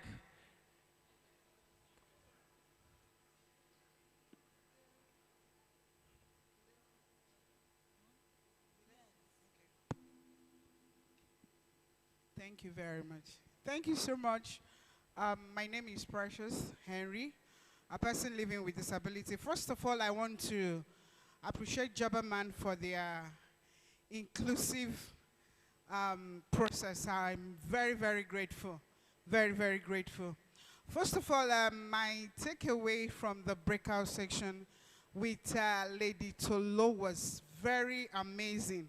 There are quite a lot of things I've been missing in my CV. Yeah, having a lot of CV, maybe for scholarship, for fellowship, for job, but she really pointed out a few things where I've really been missing it. So it was really a big one for me. And then on the one-on-one counseling section too, the young lady I met also, that was also quite amazing. My formats where I've actually been missing it. So that she also pointed out. So I'm very grateful for this program, and I say a very big thanks to Jobberman and their team. Thanks. Thank you very much. Please, a round of applause for her. Can we have one more? Okay, one more person over there, then we move to this other side of the hall. Please tell us your name and your breakout session group, the name of your breakout session. My name is Adebisoye Damilare Philip. I had a session with Mr. Andrew, and if God is to help a man, he will send a man to that man. Because I didn't know I would be coming here this morning. It was just my friend just preparing. And I said, where are you going to? He said, he's going for, I've been hearing Jobberman. What's Jobberman all about? So I said, I'm going to follow you today. So I came all the way here, and I found out that this man here have been applying for the right job the wrong way. Like, the way it was explained, I was like, oh my God. So I've been applying for the job, but in the wrong way. I really appreciate the Jobberman, and I pray God will bless this great team in Jesus' name. Thank you so much. A round of applause for him, please. Please, can we have the mic over here and take two more? Okay, we have somebody over here, and somebody's hand is up right there. So let's just have him.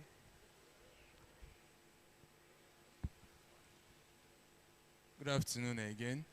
So my name is Emmanuel. Okay, starting from Tolu, most of the things that were said here are things I've read about. But having someone explain them to me feels like I'm being held by my hand. I'm being walked through this process of handling my career, preparing my CV, and handling interview. So about the interview part, I had so much to relate according to about what he taught us, and a lot of mistake I've actually made. Yeah, those you keep on telling yourself you did better, not knowing that you actually did not make it to the normal requirement. And again, that particular question that you're supposed to ask, I know I'm supposed to ask question, but I've never seen where there is a hint of the kind of question to ask, and I'm so appreciative that I was able to see something today, and at least it's something for me. I really grabbed that one. That's so amazing. Please, a round of applause for him once again. Please, can we have the final, over there, the gentleman, yes. Apologies, we can't take so much. We are running out of time.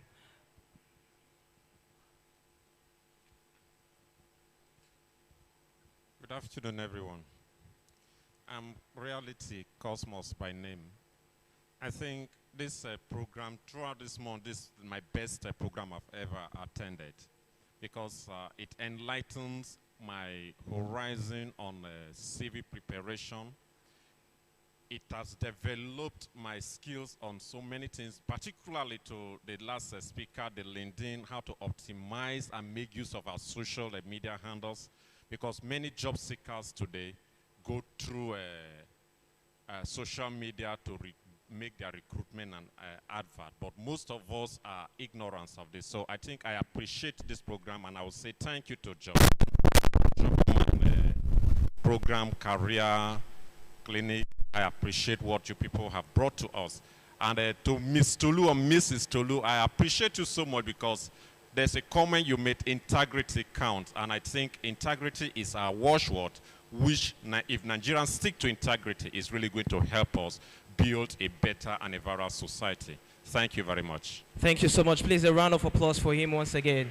Thank you so much. That was so beautiful. It's amazing to see that we all have one or two things, something to say about how impactful our breakout section has been. Just to remind us, we have our notepad. There's a barcode at the back of our notepad. You can scan that code, and it's going to direct you to the Jobberman platform. On the Jobberman platform, you have access to soft skill training.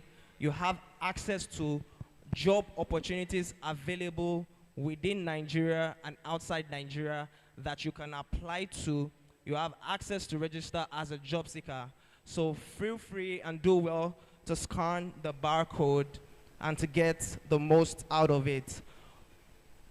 We're going to be taking our closing remarks shortly, but before we do that, we have our lead generation partner.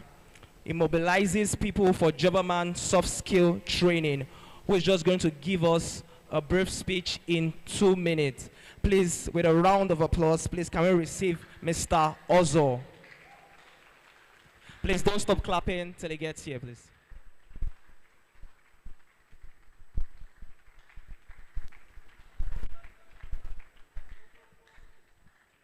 Enugu anakudekwaka. All right, friends, thank you very much for turning out in your numbers, regardless of your time schedule. My name is Ozo Ugonna Kingsley. I am the Executive Director, Rural Engagement and Development Foundation, RED Foundation for short.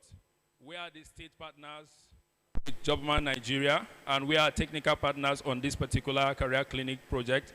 And so over the last 4 months, we've been running the soft skills training project sponsored by MasterCard Foundation and implemented by Jobberman Nigeria in virtually all 17 local governments of Enugu State. So we're here to announce to you that we are still on that training, and that the next training day is on Tuesday, on the 16th, or rather on Tuesday. Tuesday is on the 13th. So on the 13th, we're going to be meeting at Umwezi Okunano. For those of you that are within the Nkanu West axis that have not attended our soft skills training before. And then we also have schedules for all of the months of August, September through to December. Please, for further details on all of this, you'll see our help desk outside there. You meet our colleagues. They will tell you when we are coming to a location near you. And also, if we are not coming to your location this period, let us know. And so we can also connect with you in our subsequent schedule. And I don't know, for those of you also who were here from the, from the rural area, please, we would like to meet with you before you go. We really appreciate the effort, all of the resources you take to make this happen. Thank you to Jobberman Nigeria for doing this for Ndi Enugu. We're grateful. May God bless Nigeria. Please, a round of applause for Mr. Ozo. Enugu, are we still having a great time? You know how we do it now. The energy must not drop. Enugu, are we still having a great time? Yeah. All right, so it's been a remarkable event. It's been an amazing day.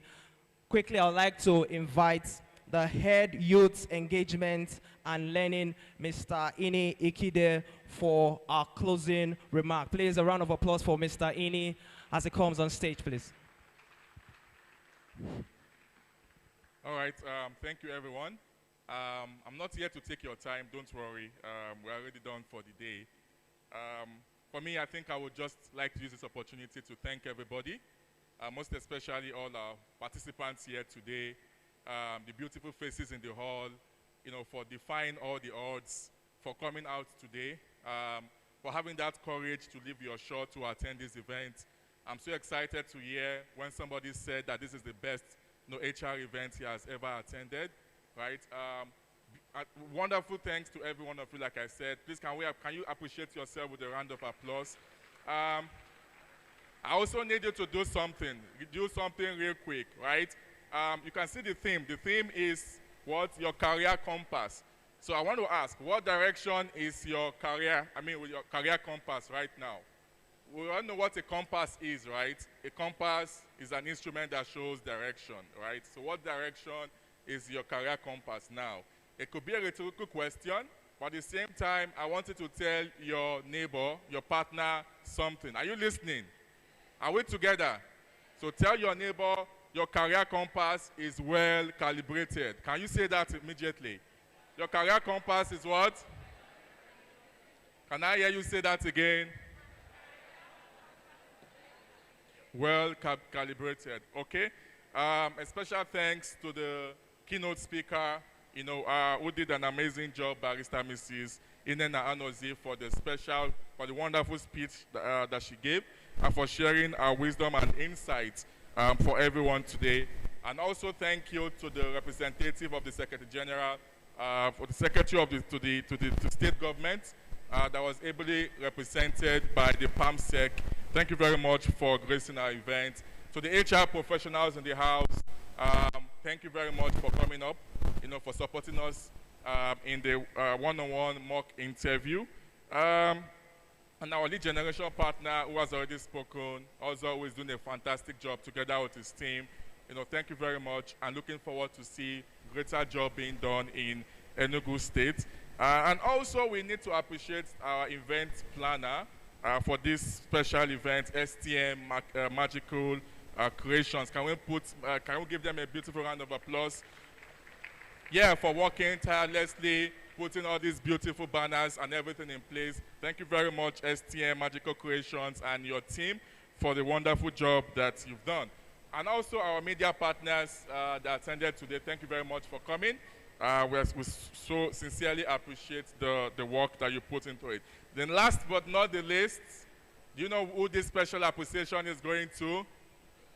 Do you know who this special appreciation is going to? To who? Yeah, I mean, the first special went to you guys, right? So we've already given you people your flowers, all right? So we need to give beautiful flowers to another set of people. Do you guess who they are? Who do you think they are? Thank you, the organizers, who is Jobberman, in partnership with the MasterCard Foundation. Please let's put our hands together for Jobberman once again. To everyone, we had our CEO, who flew in all the way from Lagos, Ore Boboye, and also our programs manager, Ahmed Alaga, right, for the wonderful insights that they also shared.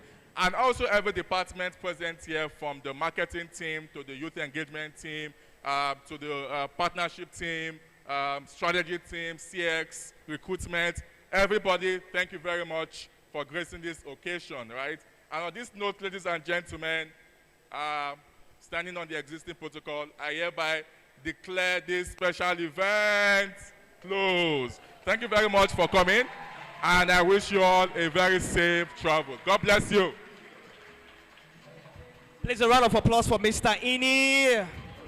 Ladies and gentlemen, it's been an amazing and a remarkable event, and it's been my delight and a pleasure to be your MC and your host for today. Please, a round of applause for yourself for being here. Also, if you've not gotten your food, please, you can just remain on your seat, and then we'll get the food to you. Ladies and gentlemen, once again, my name is Kenny Koga. You can follow me on all social media platforms, and make sure you try to connect and network with your peers and everyone you have with you today.